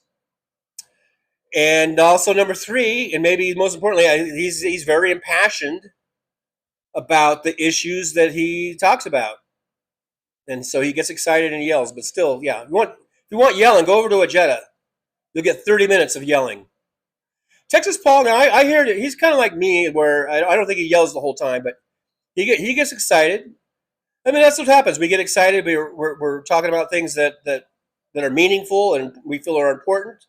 And sometimes maybe we feel like we're not being heard, especially when you have dipsticks like WW. And so, but I don't think my whole show is yelling, unless you think this is yelling. Maybe I'm speaking a little loud because my AC's on, and you guys can't hear the AC, but I can hear it. So that might be part of it. But I'm not yelling. This is not yelling. I am speaking a little bit loud because I'm trying to get over the AC, I guess. But like I said, I don't think you guys can even hear the AC. So I could probably bring it down a little bit. Is this better for you guys? Is this better? You like this better? Should I just talk like this? DPD's here. Hello, DPD. Hello. Good to see you. Thanks for being here. I appreciate you. Maybe I should just do this from now on. Thanks for coming on in, DPD. I appreciate you. Let's see. Skip it on down. Mrs. Pluck says, yeah, they yell a lot at MJ. I'm only joking with TJ. Oh, okay. So I can go back to my regular voice. Okay. Greg Arrow says the system is rigged. It's rigged. It's a rigged system. I won 3 times. I won the 2020 election. It's rigged. It's rigged. Yeah, it's rigged. If I win, it's not rigged. When I lose it, it's rigged. It is rigged. But still, it was rigged. Even when I did win. Whatever. Yeah, whatever, dude. Big Hook says Collins has been the deciding vote on many of the worst legislations and appointments of the worst SCOTUS members who lied under oath, and Roe was stare decisis. Settled law, I believe. I believe she was also the deciding vote in whether or not to convict Trump of the impeachment, which would have removed him if she had voted for removal, and she didn't vote for removal. So we can also thank Susan Collins for giving us Donald Trump a second time. So there's that.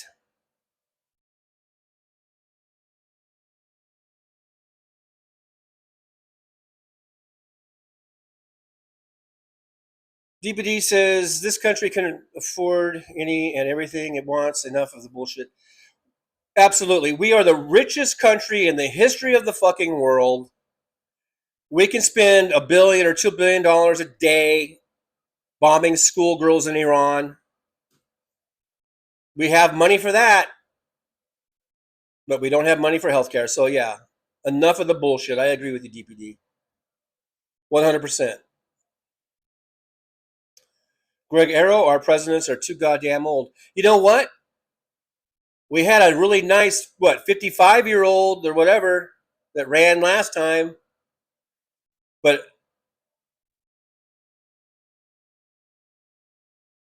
there was a sufficient a number of people that either A, couldn't vote for a woman, or B, couldn't vote for a person of color, or C, all of the above.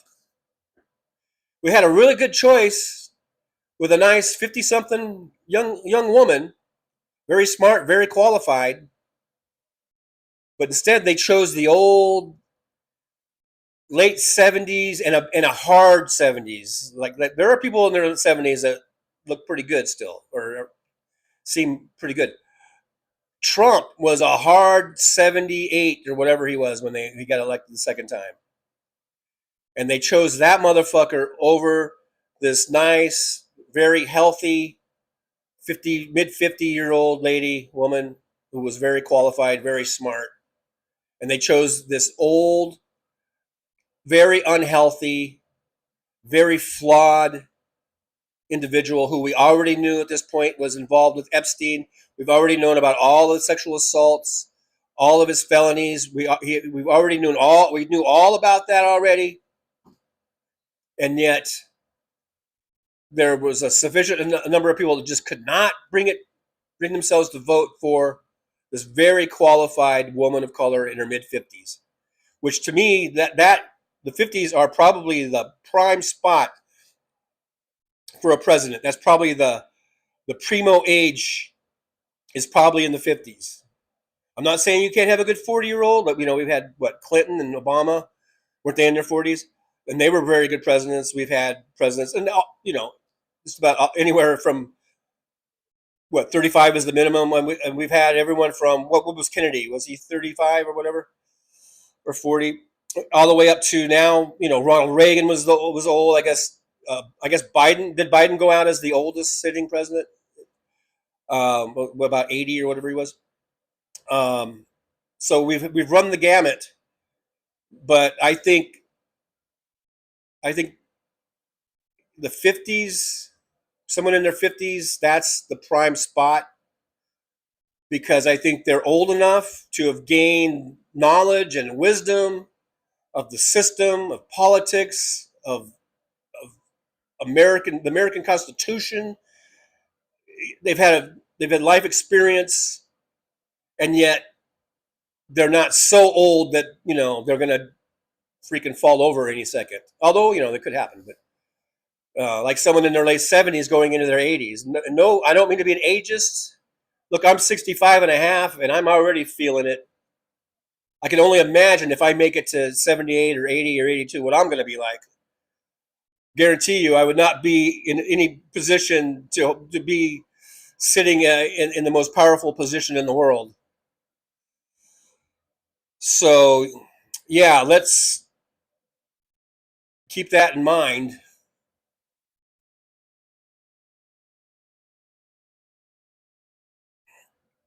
But thank you, Greg Arrow. I'm not sure if I've seen you here before, so welcome.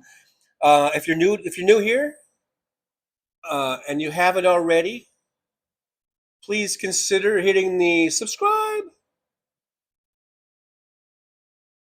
Subscribe. The things are a little slow. The subscribe button. Like, subscribe, share, hype, all that good stuff.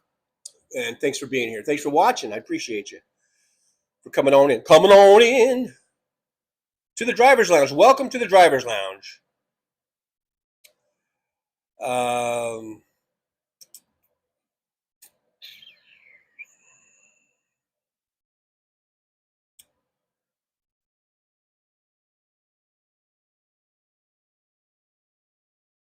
WW, as much as I love you, DPD, we are living on borrowed money at the good faith of those who are creditors. Well, you know what? Stop electing Republicans, get good Democrats in there, and start taxing the rich. And we will be paying off our debts. You know, if you make more, you pay more, and those motherfucking rich people can start paying more and start paying down those debts. Because they're as much a part of this as everybody else.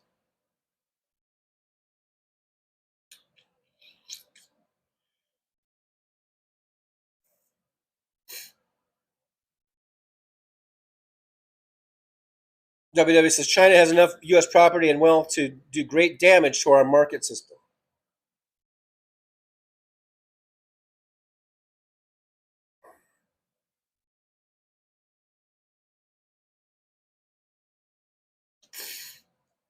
Greg Arrow, bring on the yelling, dude. WW, not a fan of Texas, Paul, nor the good major. That's because you're a dick. WW, you are a dick. You just can't stand people who speak the truth. I don't know why you stick around. Am I not speaking the truth? Why do you hang out? Why do you come here then?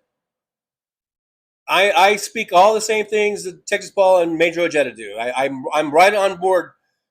99.9% of what they say, I'm on board with. So David Weissman never says, I don't think TJ or Jolly Ginger can do it in Mr. Rogers' voice. Won't you be my neighbor? Big Hook says Collins was there for the rape allegation testimony of Kavanaugh and put that MFer on court. Yeah, we've mentioned that. Kavanaugh had gambling debts and a mortgage mysteriously all paid off. Fuck off, W, with your BS. WWW. WW says yelling is not the way of getting your point across in debate. It is a sign that you know that you are losing. Well, motherfucker, this ain't a debate, so get the fuck out. This is not a debate. It's and Texas Paul, Major Ojeda, Trucker John. I'm not debating anyone. I'm giving you my views, my viewpoints, and I'm trying to point out things that are happening in the news and in politics. I ain't debating you. This ain't no debate, motherfucker.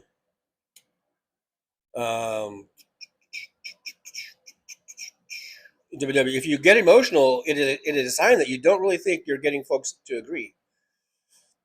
I think if you're getting emotional, it's just because you're emotional. It's because the topic you're talking about is emotional. And a lot of it is anger. This emotion, the yelling can come from anger that maybe it is to an extent, that the anger is that the message isn't getting out there, and maybe there is some other anger issues about constantly having to cut through the right-wing propaganda machines that Rupert Murdoch has created and others and other right-wing media groups.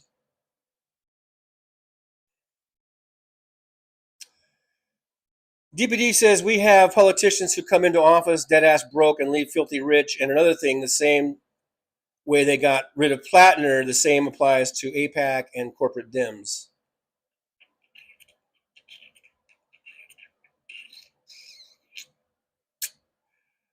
I would be careful with that. I wouldn't paint everyone with the same brush who's taken AIPAC donations. Until we get money out of politics, politicians are going to take money. And AIPAC has been around a long time. And I do think that going forward, you're going to see probably like AIPAC has become this kind of albatross. And I think you will see fewer and fewer Democrats taking AIPAC money because of all of the fervor about, I guess, this connection between AIPAC and Israel and genocide and all that shit. The only reason I'm bringing this up because I think John Ossoff needs to win. I think John Ossoff is a good senator from Georgia. I think he's been a really good senator there. He's up for re-election. I think there's people from the left coming after him about his taking some AIPAC money. And so I don't want to. I think it's a case by case basis at this point. I'm not going to say anyone who's taken any AIPAC money needs to be, drummed out or whatever. And corporate Dems, that's open to interpretation. What a corporate Dem is, that's pretty. I think So I think we need to be careful with some of these labels and wanting to somehow tie them together or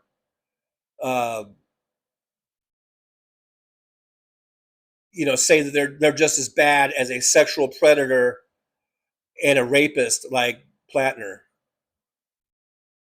I don't think that's fair or accurate. So just saying.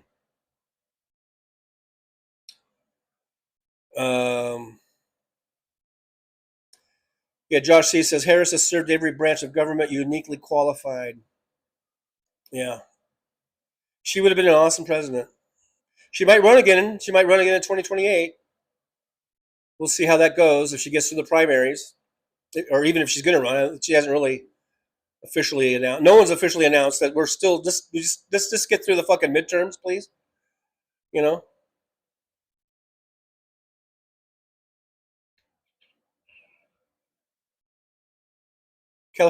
California and New York money supplied by the Rothschilds. The Rothschilds. Who's a part of this Pentaverate? The Rothschilds, the Bean Counter. I don't know. The Bean Boys. Big Hook says Murkowski and Collins have a pact where they will vote for the right and wrong issues. The right and wrong issues? When the spotlight is too much to bear, Collins votes correct, but Murkowski doesn't, and vice versa. Corp Dim also.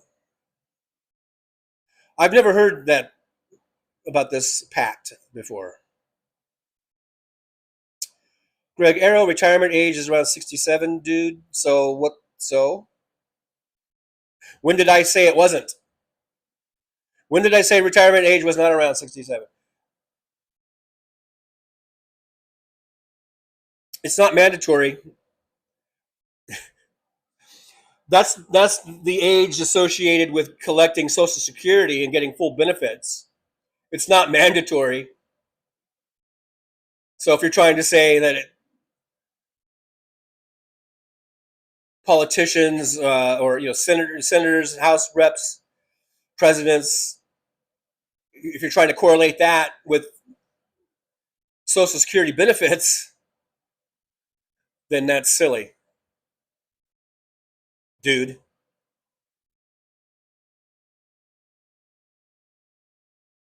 Mr. Spock says you'd be healthy like Trump if you golfed every other day. I probably would be healthier. I don't know if I'd be healthy like Trump, but I would probably be healthier than I am right now. Because at least that would be some exercise.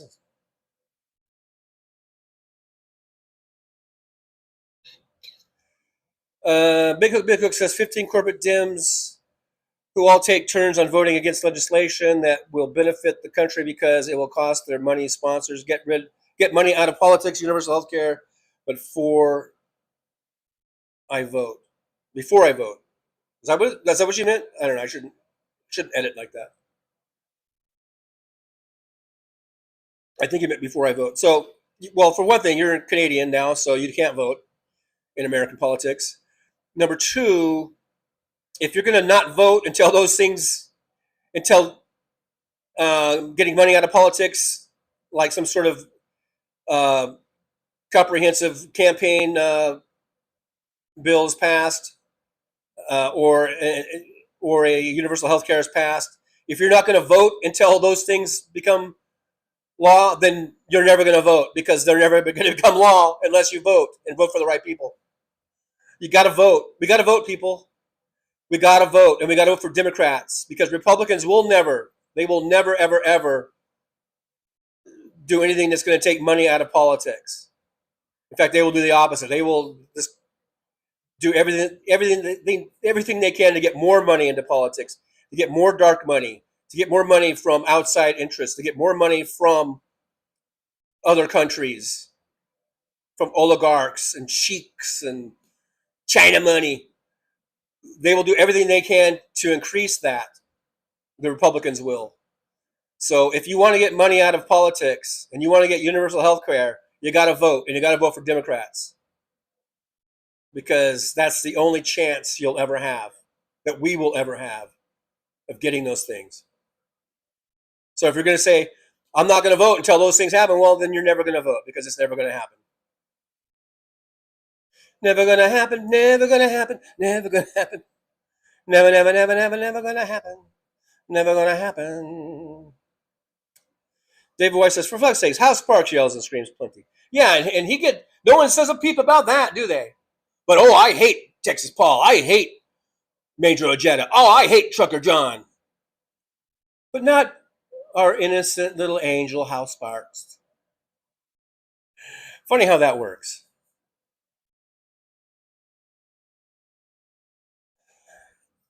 Big Hook says Lieberman kept universal health care from happening because he had a corporate backer, and as a result, you got the ACA. Band-Aid instead, couldn't refuse pre-existing conditions for treatment but money.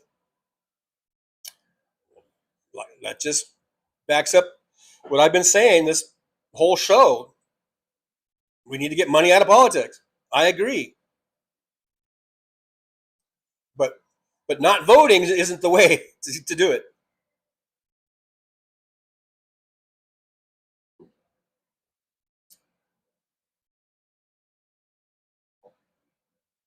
Josh C. says AIPAC was largely ignored before the whole Palestine debacle. You're right.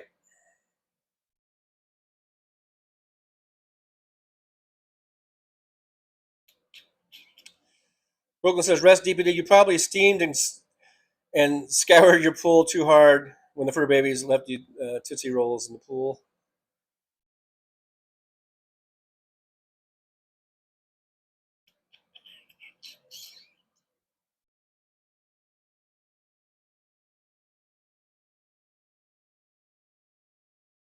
Big Hook says, I got to my family doctor when I needed to at zero cost. I go to the hospital and get treated at zero cost. I get prescription at reduced cost with provincial assistance, Canadian healthcare. And that is great, and that's wonderful. But to the folks like WW who say we can't afford it, how high are your taxes? Because that's all paid for with taxes. I guess that's the gripe. I guess that's the gripe that people like WW have, is that our taxes will actually go to something good, something that's needed. And our taxes might go up a little bit to pay for it. To which most people would say, fine, it's still cheaper than paying, for families of 3 or 4, paying $2,000-$3,000 a month for their premiums. It's crazy. Paying $24,000, $36,000, $40,000 a year, or maybe more for some, I don't know, dollars for their health care out of pocket. That's just for the premium. That's just for uh,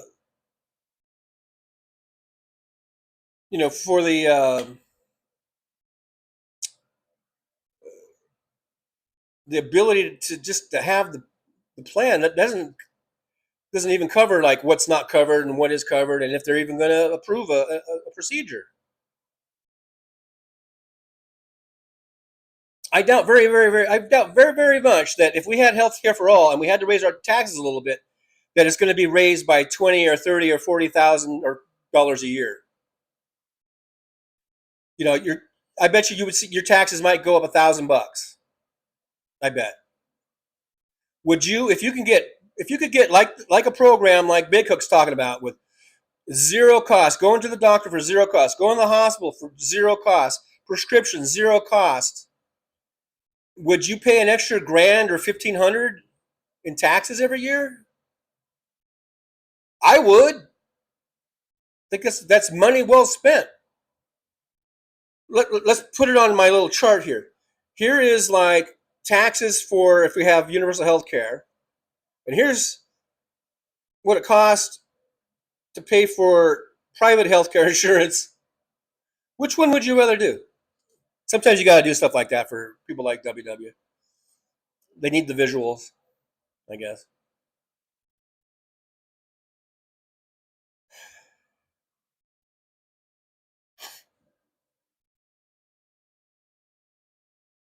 Greg Arrow, where's the new and exciting ideas? Let's see. New and exciting ideas. Here's a new and exciting idea.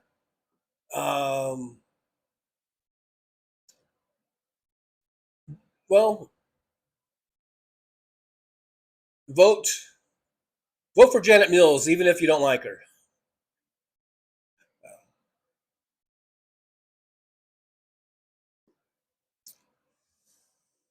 The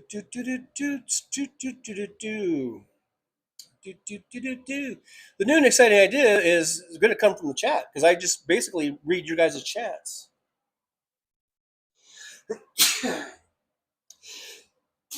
Shit, I couldn't get to the tissue fast enough.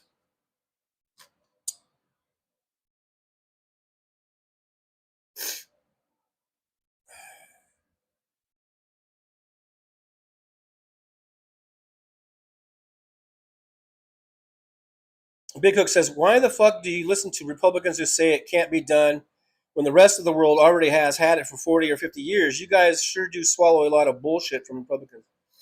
Yeah. I mean, we're supposed to be, what, the greatest country in the world? And we can't even get single-payer universal health care to all of its citizens? It's just a matter of will. Um, it's just greed. It is money in politics because these big private health care insurance companies, they buy their way in.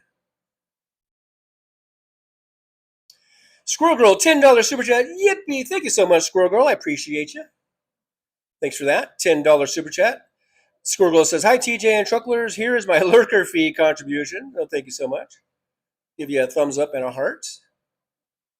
And I do believe I've caught up to the chat pretty much because there's Mad Mac and Brooklyn and Squirrel Girl. Thank you so much. We're 3 out of 5 on the daily goal, so thank you so much for that. Do I have any other memes? Now, is that George Washington on my thing here?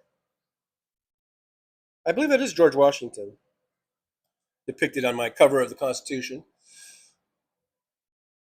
I was watching these just seeing if there's anything else to put up. I don't really have any new memes. I guess we'll just keep George out there.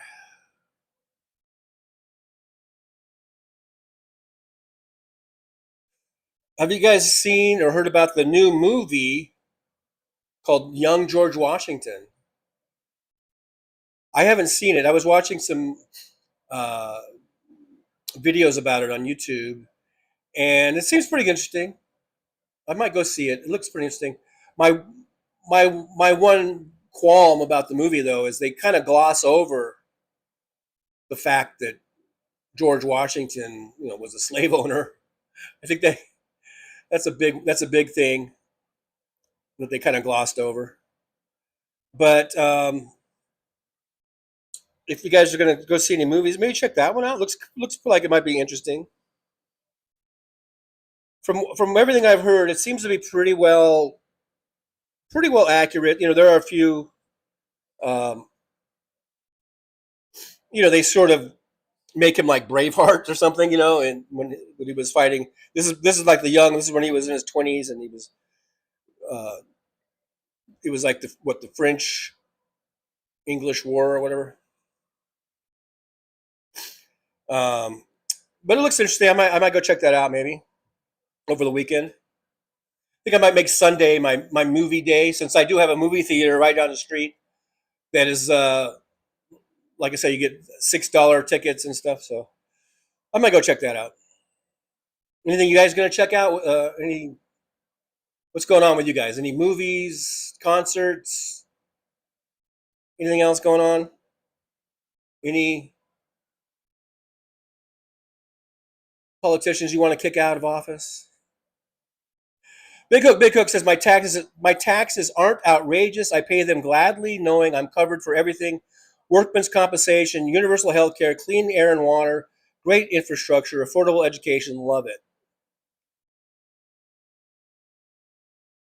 So I'm just wondering how it compares to what the average American pays in taxes versus what the average Canadian pays. I guess the Canadians pay a little bit higher, but like you say, you get all that stuff. You get more bang for your buck. Right now, we pay taxes, and everything goes to the top. I mean, we got to kick and scratch and claw just to get, a new train or something. Anamore says, I heard about it. I might want to stream it. Brooklyn says, we should absolutely not talk about how many germs are in a hospital. Yeah, there's germs everywhere.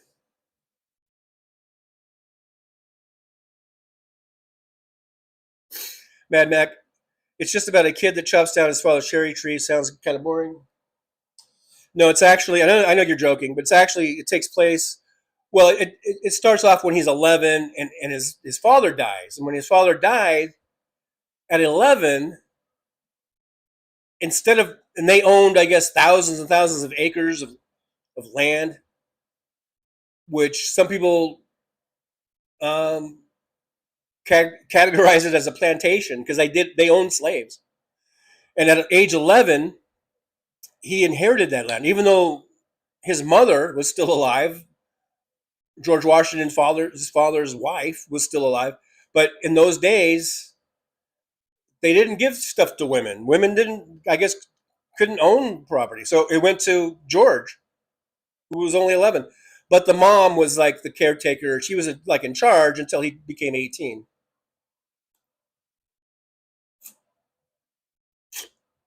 And then most of the movie takes place when he's in his early 20s.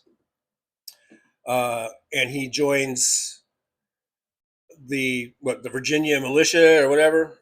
The whole thing is about how he wanted to be a soldier. He wanted to be in the English, he wanted an English commission, I guess. And I'm not an expert in this shit, on 1700 bullshit, but that means that he would have his own, I don't know, regiment.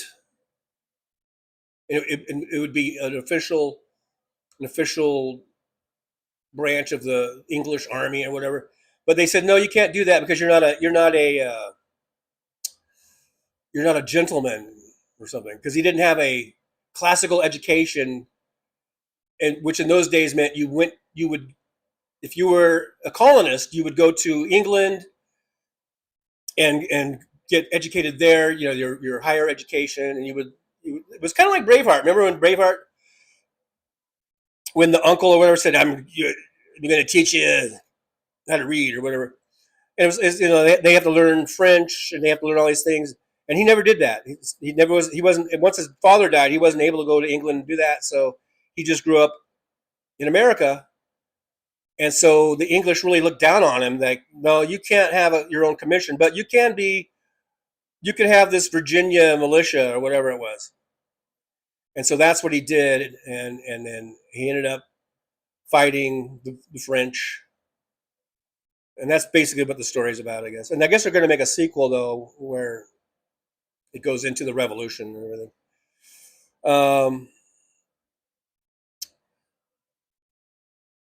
But as far as I know, there's no chopping of the cherry tree. DBD says, bless you. Thank you, DBD. Mr. Spock, I have to water the garden. I can only imagine what that might entail. Josh C says, outdoor pops in the park, gigs for me in the fucking heat. Big Hook says, Odyssey is coming out soon. Elon Musk is mad that an African American is playing one of the leads. Is Odyssey the old Greek Homer play? Right? Well, they didn't have black Greek people. I'm just kidding. For goodness sake.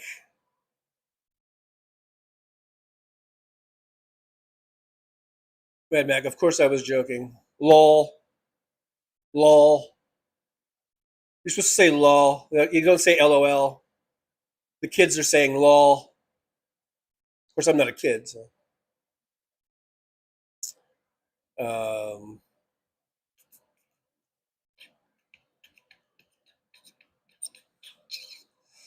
The guy who did Hamilton should do a version of Odyssey with all people of color.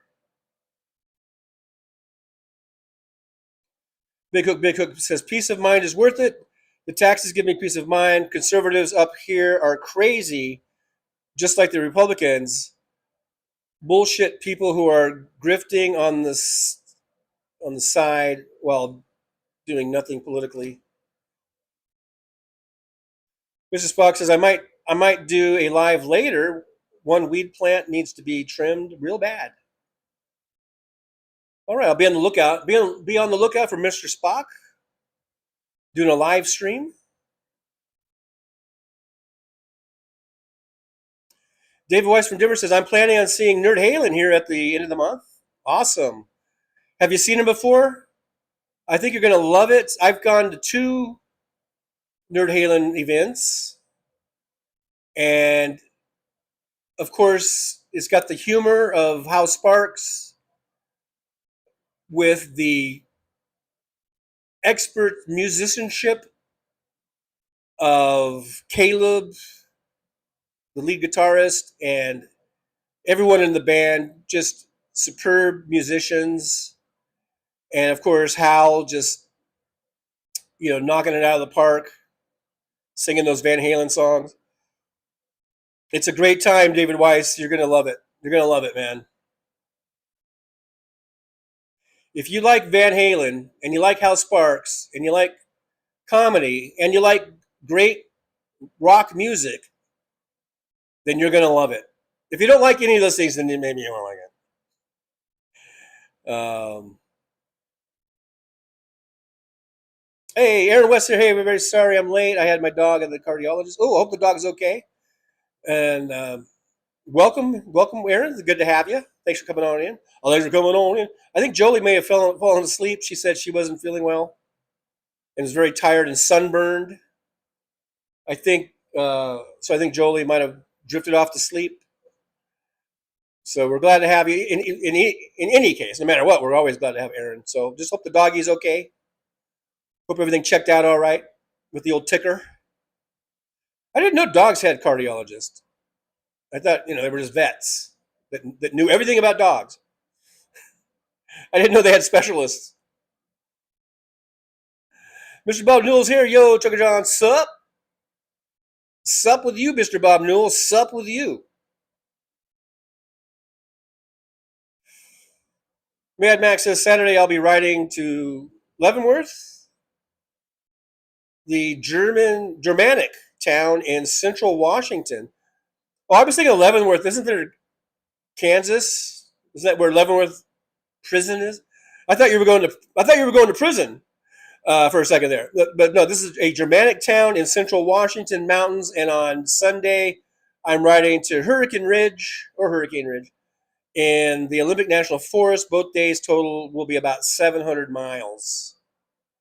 Sounds awesome. I know it's all beautiful country. Washington is beautiful. The mountains in Washington are just beautiful. How many more times can I say beautiful?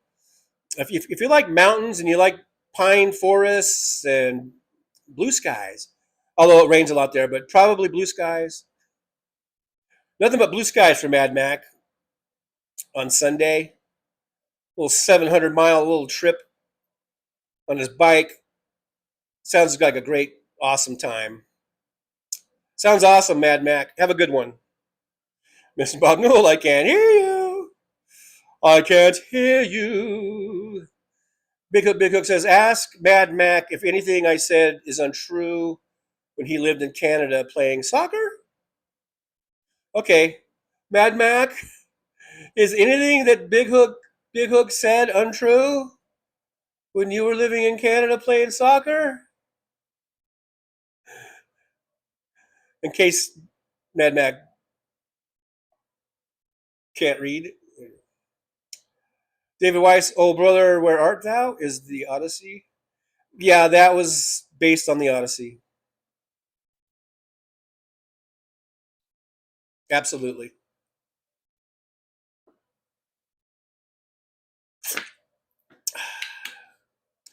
Agua. I love agua. Aaron West says he's okay. He has degenerative valve disease. Have to get him on medication. This is about dog psychologists. They've got everything. Mad Max says, nope, you're spot on, mate. You're spot on, mate. Canada's wonderful. DBD says, TJ may have pet therapists for when your fur babies are depressed. You might want to take your fur babies in and find out why they're pooping in your pool. I think it's a cry for help. I've had dogs and I've had pools. I don't think I've ever had a dog poop in my pool. I think it's a cry for help, DPD. Get your dogs into therapy.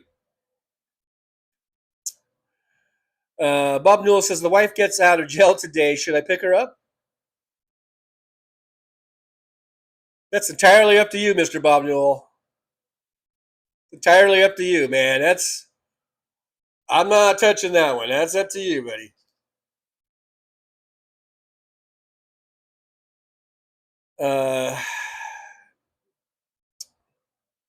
Mr. Bob Newell here says, is that a DEA helicopter circling my house, or is that the ceiling fan? How's that nut coffee? It was good. I think I polished it off. Chock full of nuts.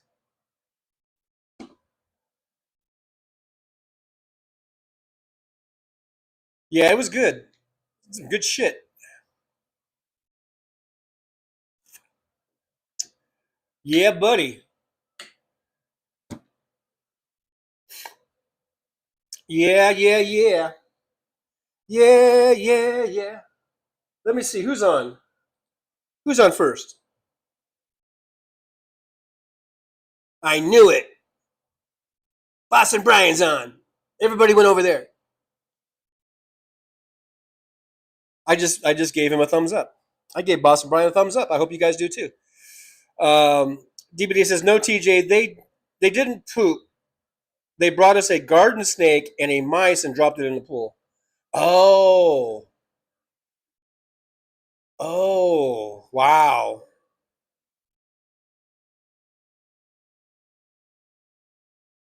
garden snake and a mouse.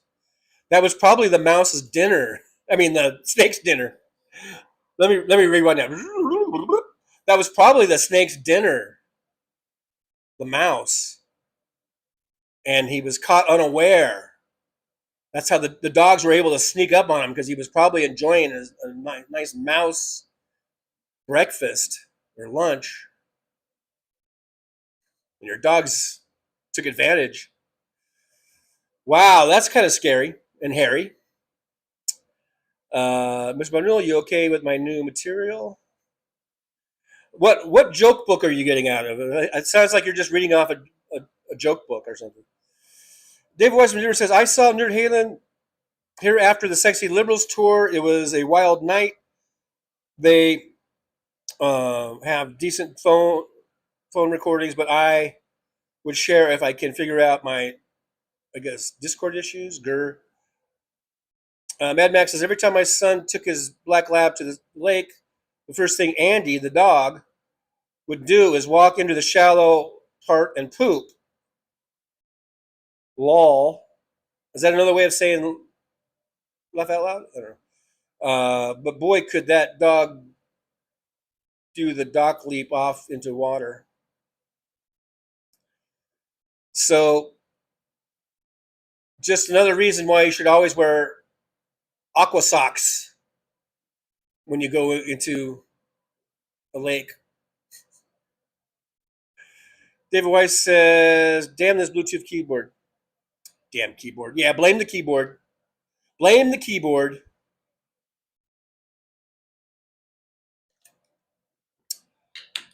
All right. Did we touch all the subjects? Graham Platner's out. We don't know who's going to replace him yet. It's probably going to be Troy Jackson or Travis Jackson. I think he should, if his name isn't Travis, he should probably change it to Travis. Travis Jackson. That sounds like someone you could vote for. Anyhow, we're waiting to hear on who the replacement is. My message to the Mainers is just get out and vote, and whoever that Democrat's going to be, just vote and get Susan Collins out of there.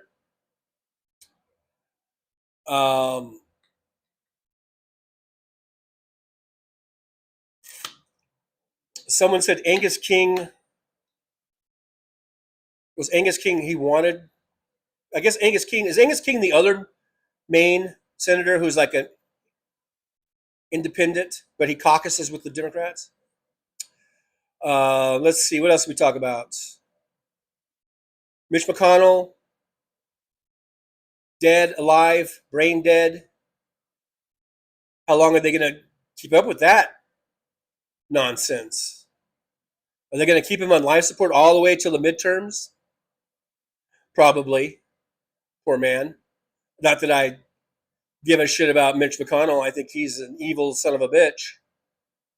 But I have a feeling they're going to just keep him on life support all the way to the fucking midterm. It'll be magic. All of a sudden on November 3rd, they're going to unplug him and he'll finally be able to die, officially.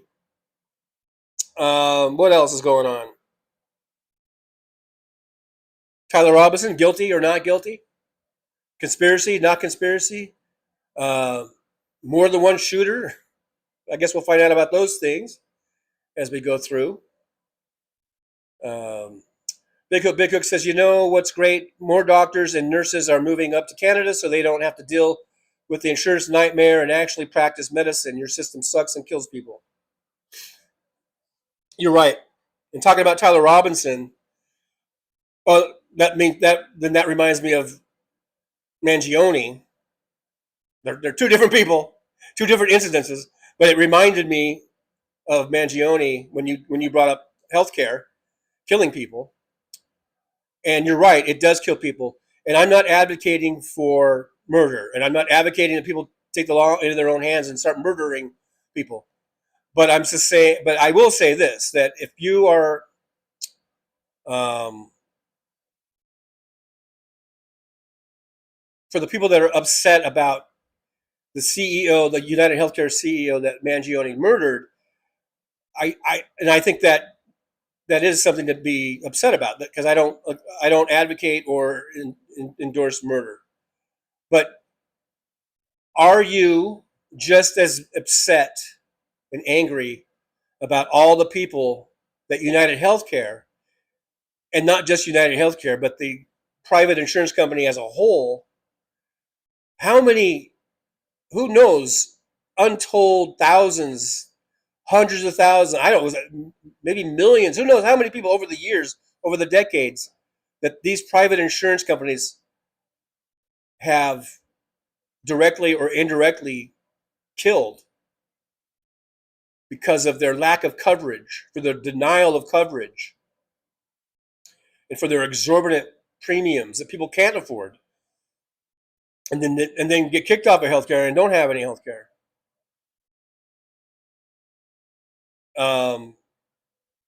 We should be just as upset about that.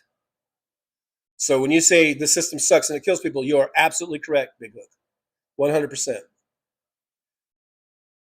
DVD says they are kitties, TJ. No, oh, they were kitties. Okay, and that we have Tom, Mighty Mo, and Snickers, the new edition. So the kitties, yeah, that makes sense. Kitties, the cats, cats do that kind of stuff. So do dogs, though. So, but Bob Newell, Maine needs a hottie to run. I don't know. Whatever, I guess whatever it takes. We need a Democrat to beat Susan Collins. Some people say Stephen King. Some people say Patrick Dempsey. Some people are saying a woman. You know, whatever it takes, man. Whatever it takes.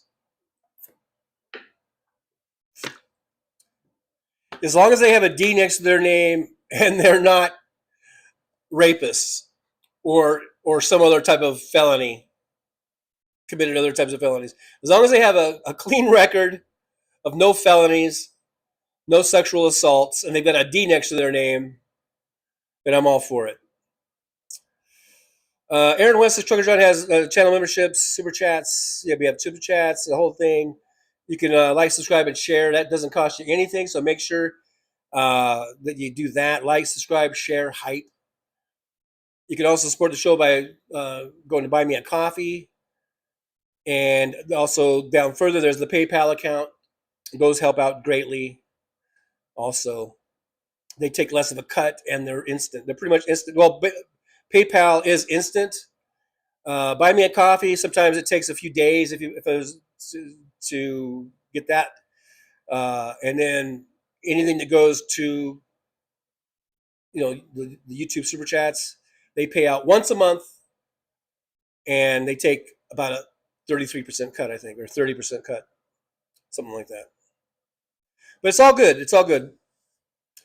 Big Hook says medical bankruptcy is the number one cause of bankruptcy. Do you hear about people opting to commit suicide via car rather than get treated and leave their family in squalor? Did you hear about it? Yeah, maybe, I guess. Yeah. DPD says Angus King is an asshole. He claims he's a independent. He swings where the money blows. But if I'm not mistaken, I think he votes with Democrats the majority of the time, at least. Mad Mac, FIFA corrupt as fuck, and cheating even more than we thought. Argentina versus Egypt was also horribly officiated, so that Messi and Argentina stayed in the tourney. I say yes, Egypt is bringing a lawsuit to FIFA. And I think they've had a long history of corruption, if I remember correctly, in FIFA. And supposedly, I thought the new guy they brought in was supposed to clean all that up. But imagine that. They lied. Someone lied. Someone lied. DPD says, I am more upset with the individuals that died due to greed.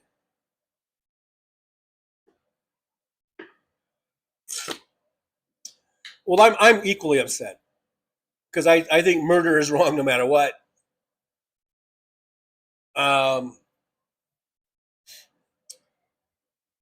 You know, I'm just saying a lot of people get really upset about that CEO being murdered, but all of the people who die because of private health insurance negligence and really callousness seems to just go by the wayside. It goes, you know, unprotested or whatever. Just he's getting Democratic moose. Mr. Spock, I don't know about the Canadian healthcare. I asked my doctor the first visit for a complete physical exam. He sent me for blood work, and that was the end of the physical. Had to ask once for a BP check, blood pressure check, I guess. Yeah, that's. I guess there's every system will have its little horror stories. Hopefully, you can get that straightened out. You know, Big Hook, you can get a $3,000 ambulance charge if you seek treatment. Your local hospitals and clinics are all closing. I don't know if they're all closing, but a lot of them are closing because of cuts by Republicans. You guys are insane to put up with the BS Reaganomics. Yeah, I've had some of those $3,000 ambulance charges in my family, so I know about that.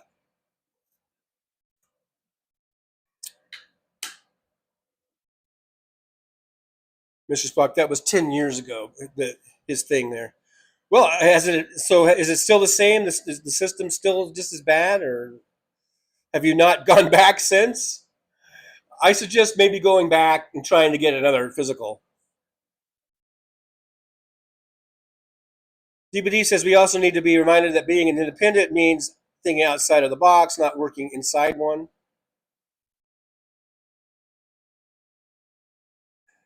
Well, it depends on what you're talking about. If you're talking about independent politicians, that just means that they're not a Democrat or a Republican. It doesn't mean that they're anything special and that they think outside the box necessarily. Mad Mac, you are correct about FIFA, TJ. Well done, laddie. For a sport you hate, you are well informed. Sepp Blatter, it's because of all those Sports Illustrated magazines I read. For a sport you hate, you are well informed. Sepp Blatter was the former president of FIFA, and he was removed for corruption. He is called out FIFA now. Oh, yeah, he wants revenge. Brooklyn says, DBD, pardon me for thinking it was Tootsie Rolls. Yeah, that's where I first went to with it. Yeah, I guess yesterday or whatever, or Tuesday. I guess Tuesday. That's where my mind went when DPD said that her fur babies left. What do you say? Prizes in the pool or whatever. My mind went right to like Caddyshack, to when someone threw a baby Ruth in the pool and everyone thought it was a turd. That's where my mind went.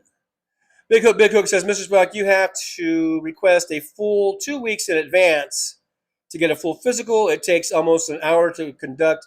If you show up and demand it, you get what happened, 20-minute max assessment. Mr. Spock says, I'm too far from the doctor now. I have to call every 3 months to refill prescriptions. Well, I guess maybe that's the disadvantage of living out in the sticks, maybe. I don't know. But yeah, you can still call. You have phones. You have things called phones where you're at, right, Mr. Spock? And you can call and you can make an appointment 2 weeks in advance, and then you can get a ride out there or whatever to the doctor. There's a thing called telephones.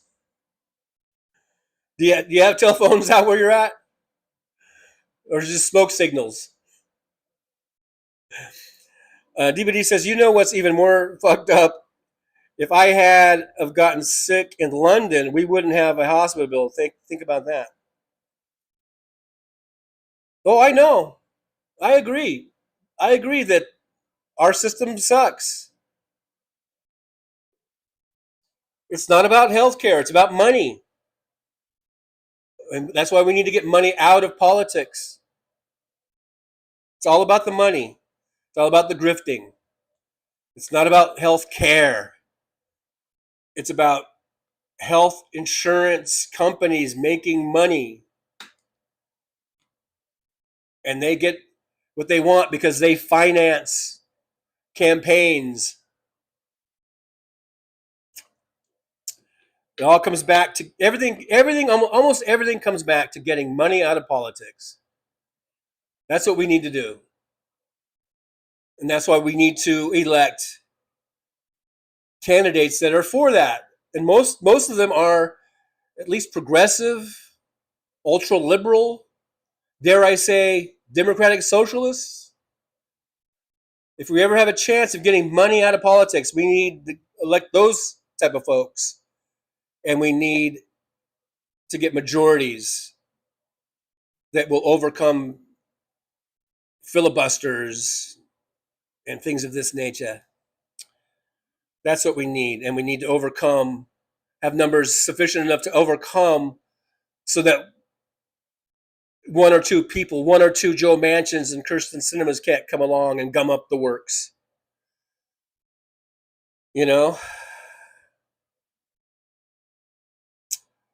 Mr. Spock says, nah, like nah, nah, like nah, nah, nah, nah. I don't know. Or maybe is it no? Emergency room works. It's closer to you. You only have to wait 36 hours.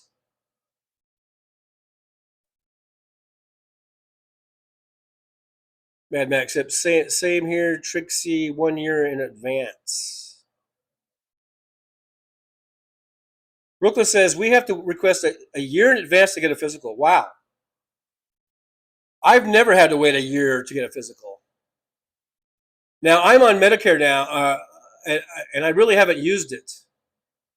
I've been meaning to call and set up and get blood work and all that stuff because I haven't done that in a long time. So I'll give you guys a report of how my experiences go. I haven't used it yet. I haven't utilized it yet. But when I was on private insurance, I got physicals sometimes same day or within a couple weeks at the most out. Knock on wood, I've been, fairly healthy. And so I haven't had really a lot of major things I have to do. It's usually just things like physicals and checkups and stuff. But, anyhow, I'll let you guys know how my experience goes, because I think it's kind of important to share these experiences about our healthcare system,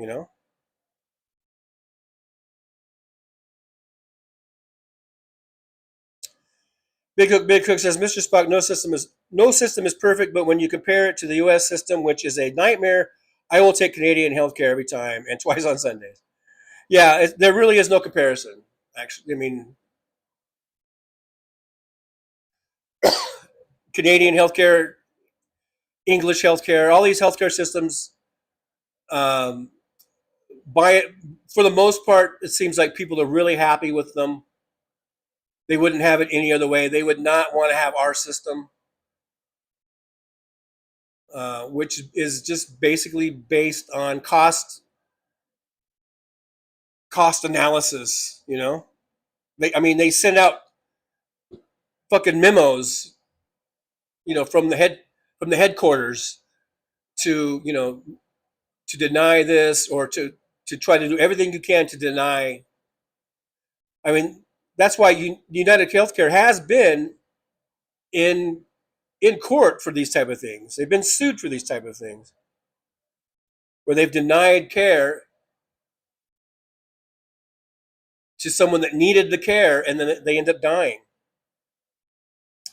And then the company, the health insurance company, they write that off. They consider that an acceptable loss. If they lose whatever they lose, that's an acceptable loss because they balance that, against what they're making. It's the cost benefit analysis. So they will allow for a certain amount of people to die and take the chance of being sued and either settling out of court or losing in court a settlement of some amount, whether it's hundreds of thousands of dollars or millions of dollars that they might lose, and then all the lawyers' fees and court fees that they have to pay, attorney fees mainly, they put that in their cost analysis benefit machine, and they go, yeah, it's still the cost, the benefits still outweigh the costs. And until we make that not a reality, they're going to keep doing it. So we need to make it so that these insurance companies, where it's not beneficial for them or cost effective for them to operate the way they're operating.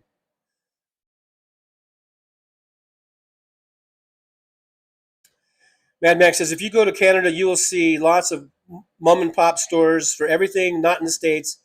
They get snuffed out of existence by all the corporate stores. It's really too bad that this happens here. Well, yeah, I guess that's capitalism and corporations and all that. Mrs. Spock, I'm only joking. Big Hook, it's a lot better than down south. Well, see, that's what happens when you joke in a written form, and we're talking about serious issues. I mean, I'm not trying to be like Mr. Stick up his ass where we don't joke, and I mean, we can joke. I joke around all the time, but I'm just saying, when you're joking about a serious issue like healthcare, then people are gonna question you, I guess. DBD says that's insanity to wait a year for a physical, and TJ, you should look into GLP-1 injection. Is that I still don't know what that is. Was that for fat people or something? Is that the fat people injection? Are you saying I'm fat? Mad Max says that is so strange because I had United Health about 20 years ago, and they were great with letting me get everything I needed back then. I only got sick 20 years ago. I got really sick 20 years ago. I've had United Healthcare also, and I don't remember really having any issues with them.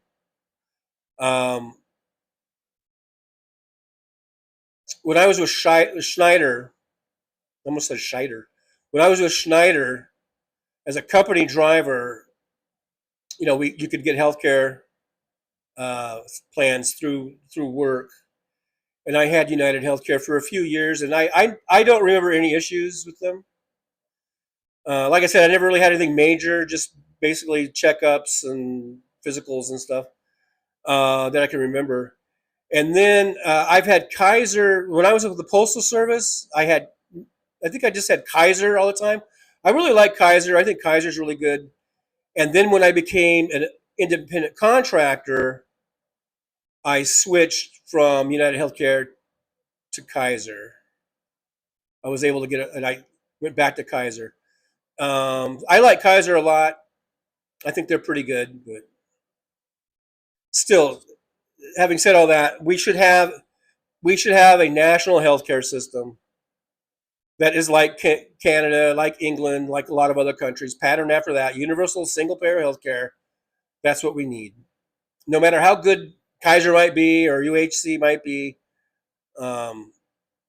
we need to go off of that system and go to a single-payer universal healthcare system. Mighty Filbert, welcome to Good Buddy. Thank you so much. Yippee.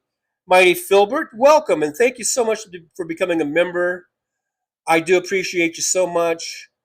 We have memberships. Good Buddy is one of the higher tiered ones, so thank you so much. You're a good buddy there. Hey, Good Buddy. Thanks for being a good buddy. I appreciate you. Welcome to the membership,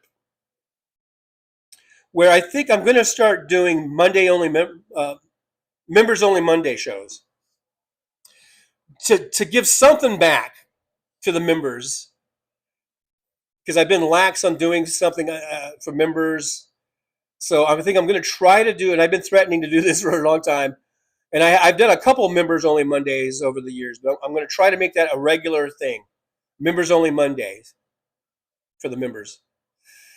And I want everyone to go and tell everyone what a great time you had, and then everyone will want to be a member. Maybe I guess that's the idea of that. I don't know. Big Hook says I tore my Achilles, went to the hospital, had immobilization. I know that was fairly recently, right? Big Hook. An ortho appointment in 3 days. Had workman's compensation cover my wages for 3 months, and physical rehab, zero cost, all covered. Canada. Oh, Canada. That's awesome, Big Hook. That's really awesome. Thank you for sharing that, because you hear so many things like, oh, it's just expensive, and and people will say it takes a year to do this and a year to do that. That's what happens here. It's expensive here, and apparently it takes a year here to get things done.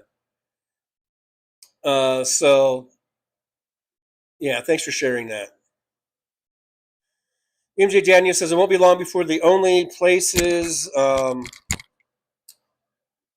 shop for things other than food will be Walmart and Target. Pretty bad. Pretty bad. Pretty bad. Brooklyn says, I just tried to get new glasses. It was always once a year. This time it rejected me. I have to call to see if it changed to 2 years. I need new glasses. I need to do that.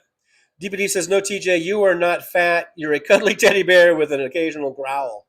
So what's the GPD-1 thing or whatever? Is that for weight loss?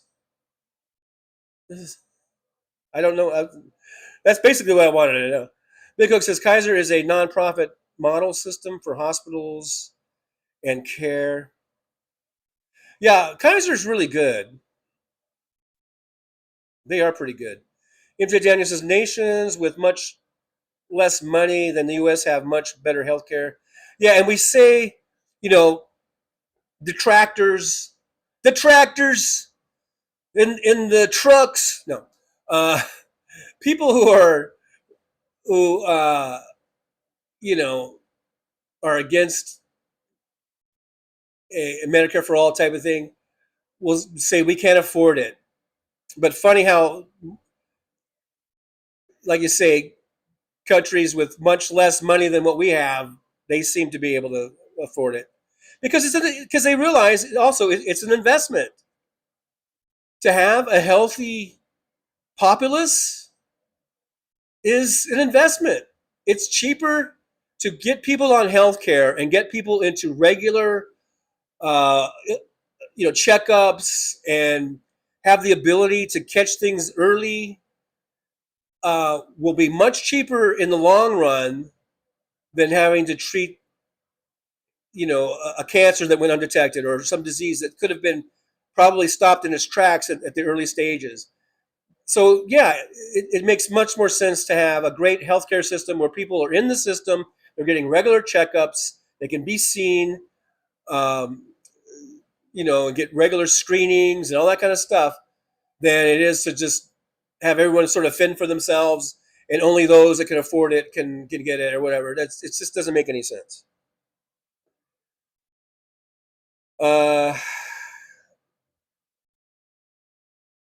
Mad Mac, I was just at the eye doctor yesterday for my yearly checkup. Brooklyn. I always had 2015 vision until about 7 to 5 years ago. They said it was 2 years too. I'm getting new glasses now. Yeah, see, I got these glasses when I wasn't on Medicare yet. So like I said, I've got Medicare now. I haven't used it, so I guess I should see about my vision care under my Medicare, right? Mr. Spock had a motorcycle accident once, put a gash in my right calf. Luckily, it didn't cut into the muscle. Had to get stitches. The nurses were quite impressed. A whole bunch of them were looking. David Weiss from Denver says Kaiser Permanente Medicare Advantage. It's been good for the past 2 years, but I have had three different doctors. Minor scare with a pre-existing oral cancer issue, but out of pocket was under $500. Everybody says, yeah, TJ is for weight loss. All right. I don't need a ton of bricks to hit me. I can take a hint. which is fuck, didn't cost anything, and I was a celebrity, laughing out loud. Mad Max says, I am so naive about what should be asked when you're at the eye doctor. They ask me this and that, like I should be an expert at it. I tell them I never needed you until recently, so treat me like a noob. All right, newbie. Newbie. These glasses, these are my first ever pair of prescription glasses that I've ever had. That was like what, 2 years ago? And I can already tell that I need to get a new prescription. I mean, these are doing pretty good still, but slightly blurry. So I'm going to need to re-up my prescription. But he did tell me that I have cataracts, that he could see the little cataracts in my eyes. And he said probably in about 10 years, I'm going to need cataract surgery, which now would be 8 years because it's been 2 years. MJ Daniel just saw a funny name, DEI, Don Jr., Eric Ivanka. Yeah. Big Hook says U.S. healthcare, your money or your life agreement. You guys allow greed to dictate your lives with human suffering.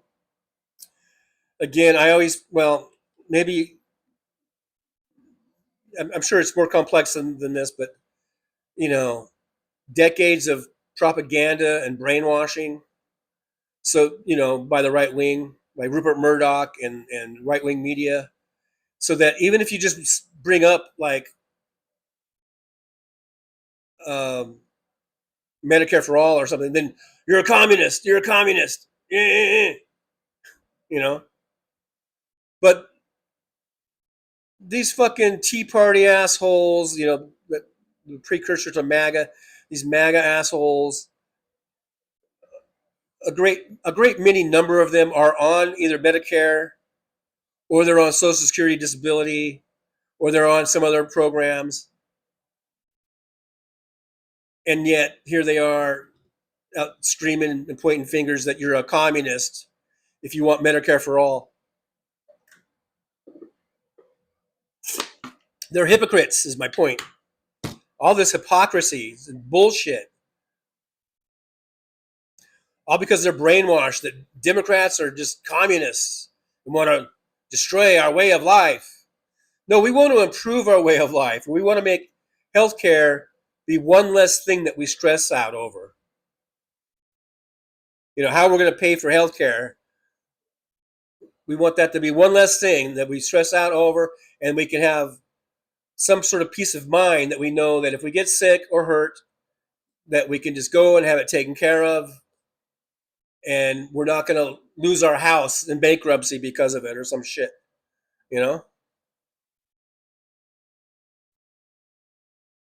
David Weiss, blue blocker lenses for us screen staring freaks. Anamore says Doge should have gone after the insurance companies managing Medicare Advantage. They are the real criminals. They decline over 50% of the claims. Mad Max says, I had to get stitches in my hand once, and they had a new girl prep me. She first stuck the lidocaine needle in and bent it. Then she put the needle all the way through my hand. It was actually funny.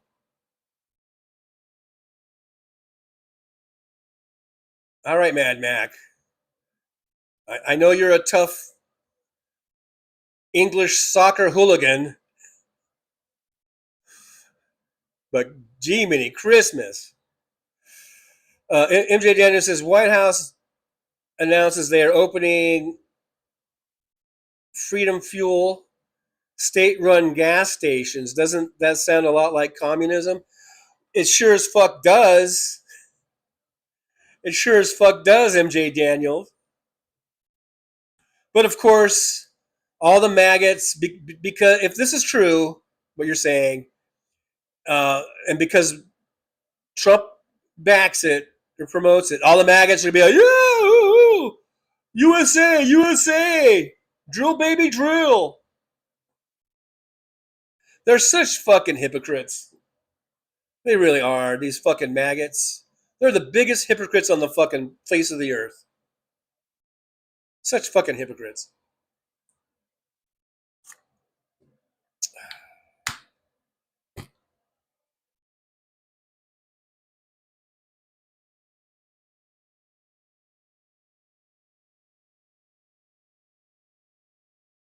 Did someone say hypocrites? Yeah. They're all around us, people. Watch out for those hypocrites. You know, they'll say, I don't want no Democrats. I don't want you socialist, communist Democrats. And then they'll turn right around and say, keep your hands off my Medicare. Yeah, they're hypocrites. Hey, Maine, I'm talking to you now. Make sure you get out there and vote. Vote for the Democrat. We don't know who it's going to be. But I'm just saying, make sure you vote for the D. Vote for the D, Maine.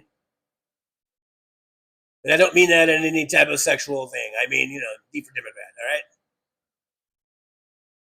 Susan Collins must be defeated at all costs. All right? I don't care if they put Stephen King, Patrick Dempsey, Patrick Swayze, dig his body up. I don't give a fuck. If Patrick Swayze's on the Democratic ticket, then you vote for him, motherfuckers. You hear me? We got to get old Susan Collins out of there. Old harshly worded concern letter Collins. Got to get her the fuck out of there. That's all I got to say. That's all I got to say about that.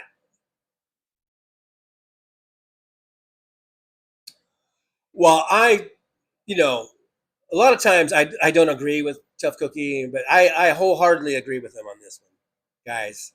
I mean, I don't know about Patrick Swayze because, he's no longer with us. But the point being, yeah, whoever that they put up on the Democratic side, you got to vote for him. And you know what? And I bet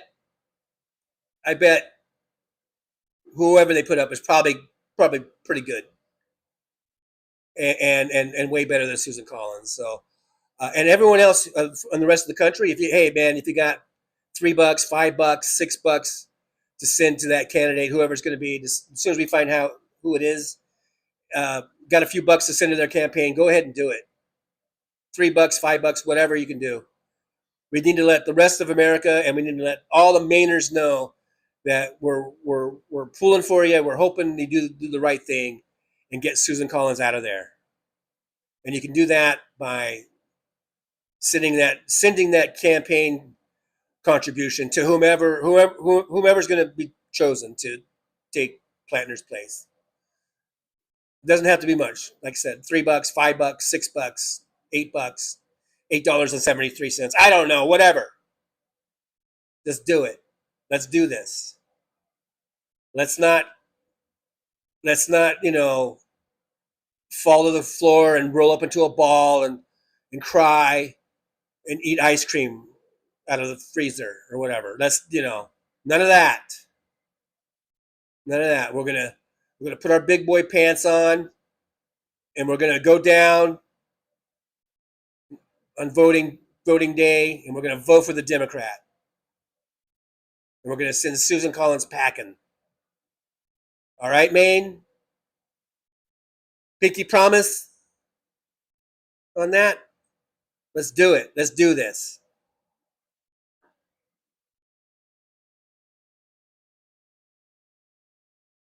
Thank you. Thank you, Tough Cookie. Thank you, Paul. Paul, very impassioned. I've never seen Paul the Purple Beard guy quite so impassioned. Must be dear and here.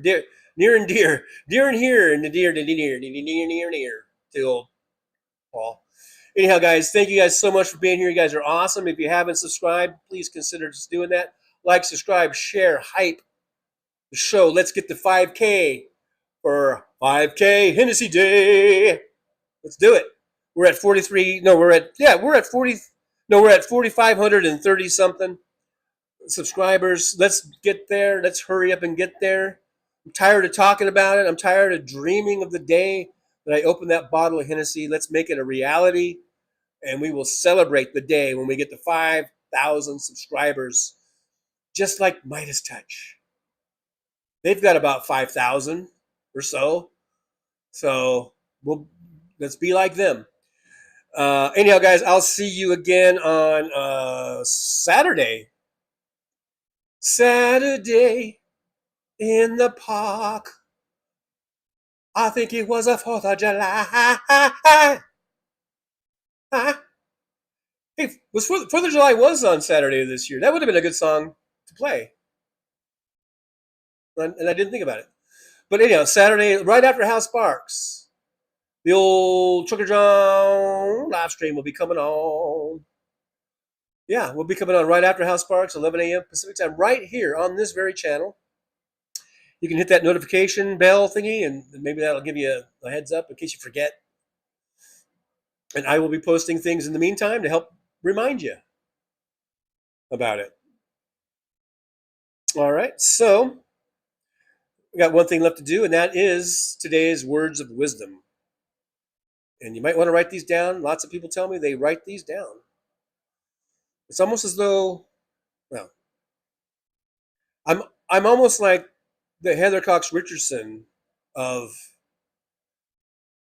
Trucker John live stream, with the way I just do daily things that people like to read and stuff.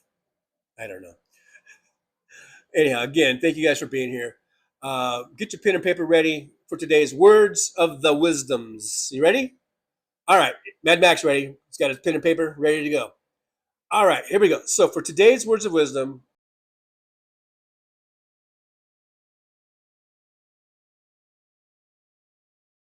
well, it's time to say goodbye. The show has come to an end. But don't be sad, no, don't you cry. We're all gonna come back and meet again.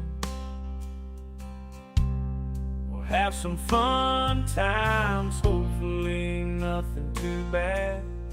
We might talk about war crimes, might talk about Baghdad. I doubt we'll talk about door chimes, but if we did, I'd be only too glad. So hasta la vista, baby. The show is over, but could I ask you maybe to take a shower? No, that's not what I meant, but I couldn't think of anything to rhyme with over. Now my whole rhyming scheme is all screwed up. Oh shit, I should have stuck to truck driving, who I tried to kid. At least when I was out there driving, I could handle a skid. But doing this live stream, baby, has been a real kid. So I hope to see y'all again right here on the Trucker John live stream. We're gonna do it again and again, right here in the Trucker John live stream. Yeah, the Trucker John live stream. We're gonna come back and do it all again.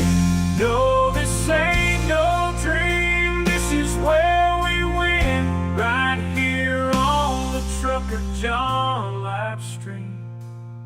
No, this time to say goodbye. The show is coming in.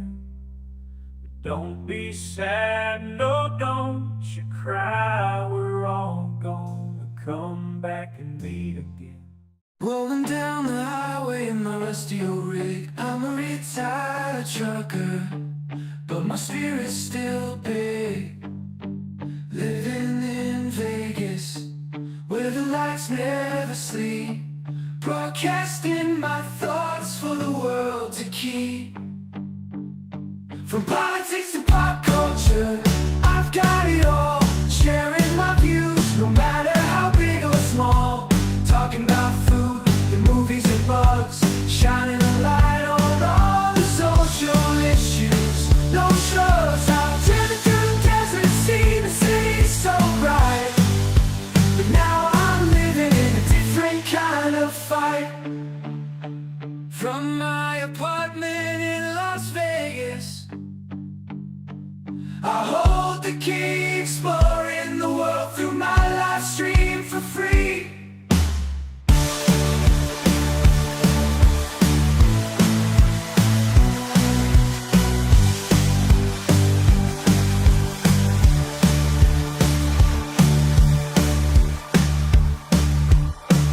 My apartment in Las Vegas, I hold the key, exploring the world through my live stream for free.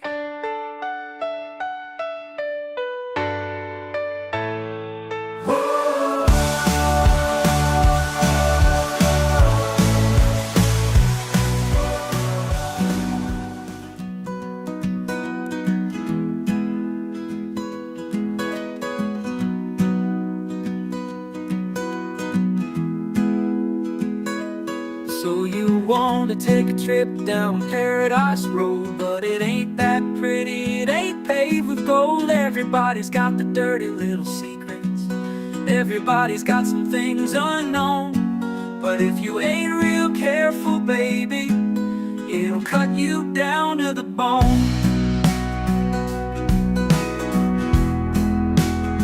Under all those bright lights, you've gotta learn to ignore the glitter. It's all about fight or flight, and you don't wanna do either. So go on down to Paradise Road, it'll make you wish that you were young. But all it'll do is make you feel old and regret trading in your love for lust. It's all just a big charade, it's all just one big game, and it ain't about love. It's all about the thrills, it's about staying in the hunt, it's about going in for the kill. So head on down to Paradise Road, that's where your friends are now. They're the people that nobody knows, so go ahead and make your big show. So live it up on Paradise Road, just don't let anyone know. It'll be your dirty little secret, it'll be your guilty little pleasure. Living a secret that the whole world sees, hiding in plain sight among the scum and the thieves. So damn hard to ever be pleased.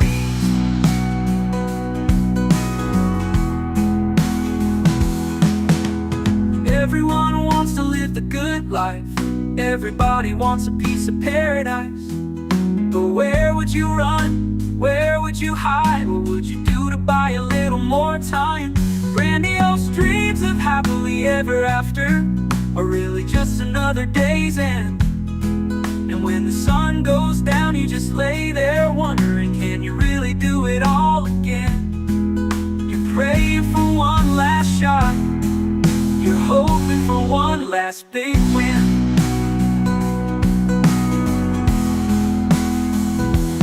Paradise Road is calling, so you better hurry along. Paradise Road is calling, so you better hurry along.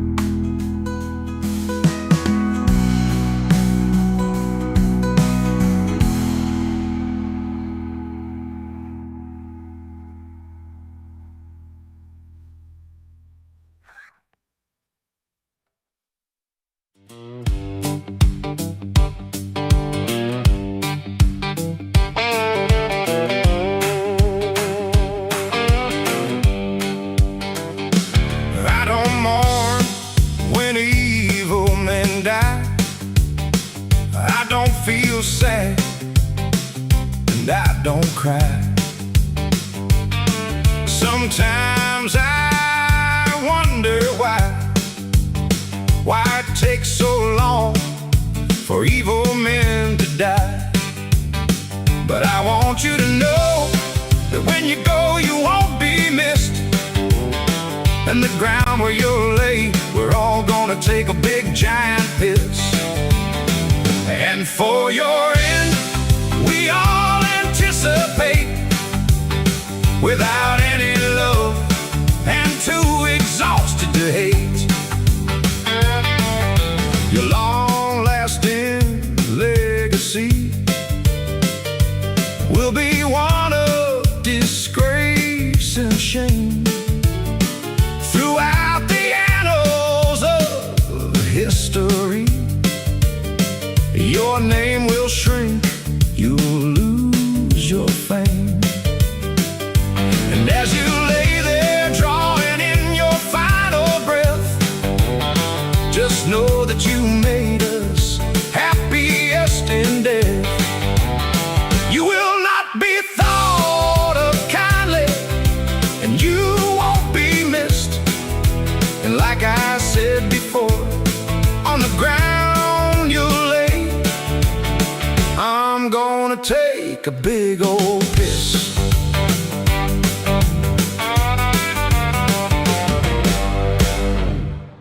Show's over. I'm out of here, folks. Bye.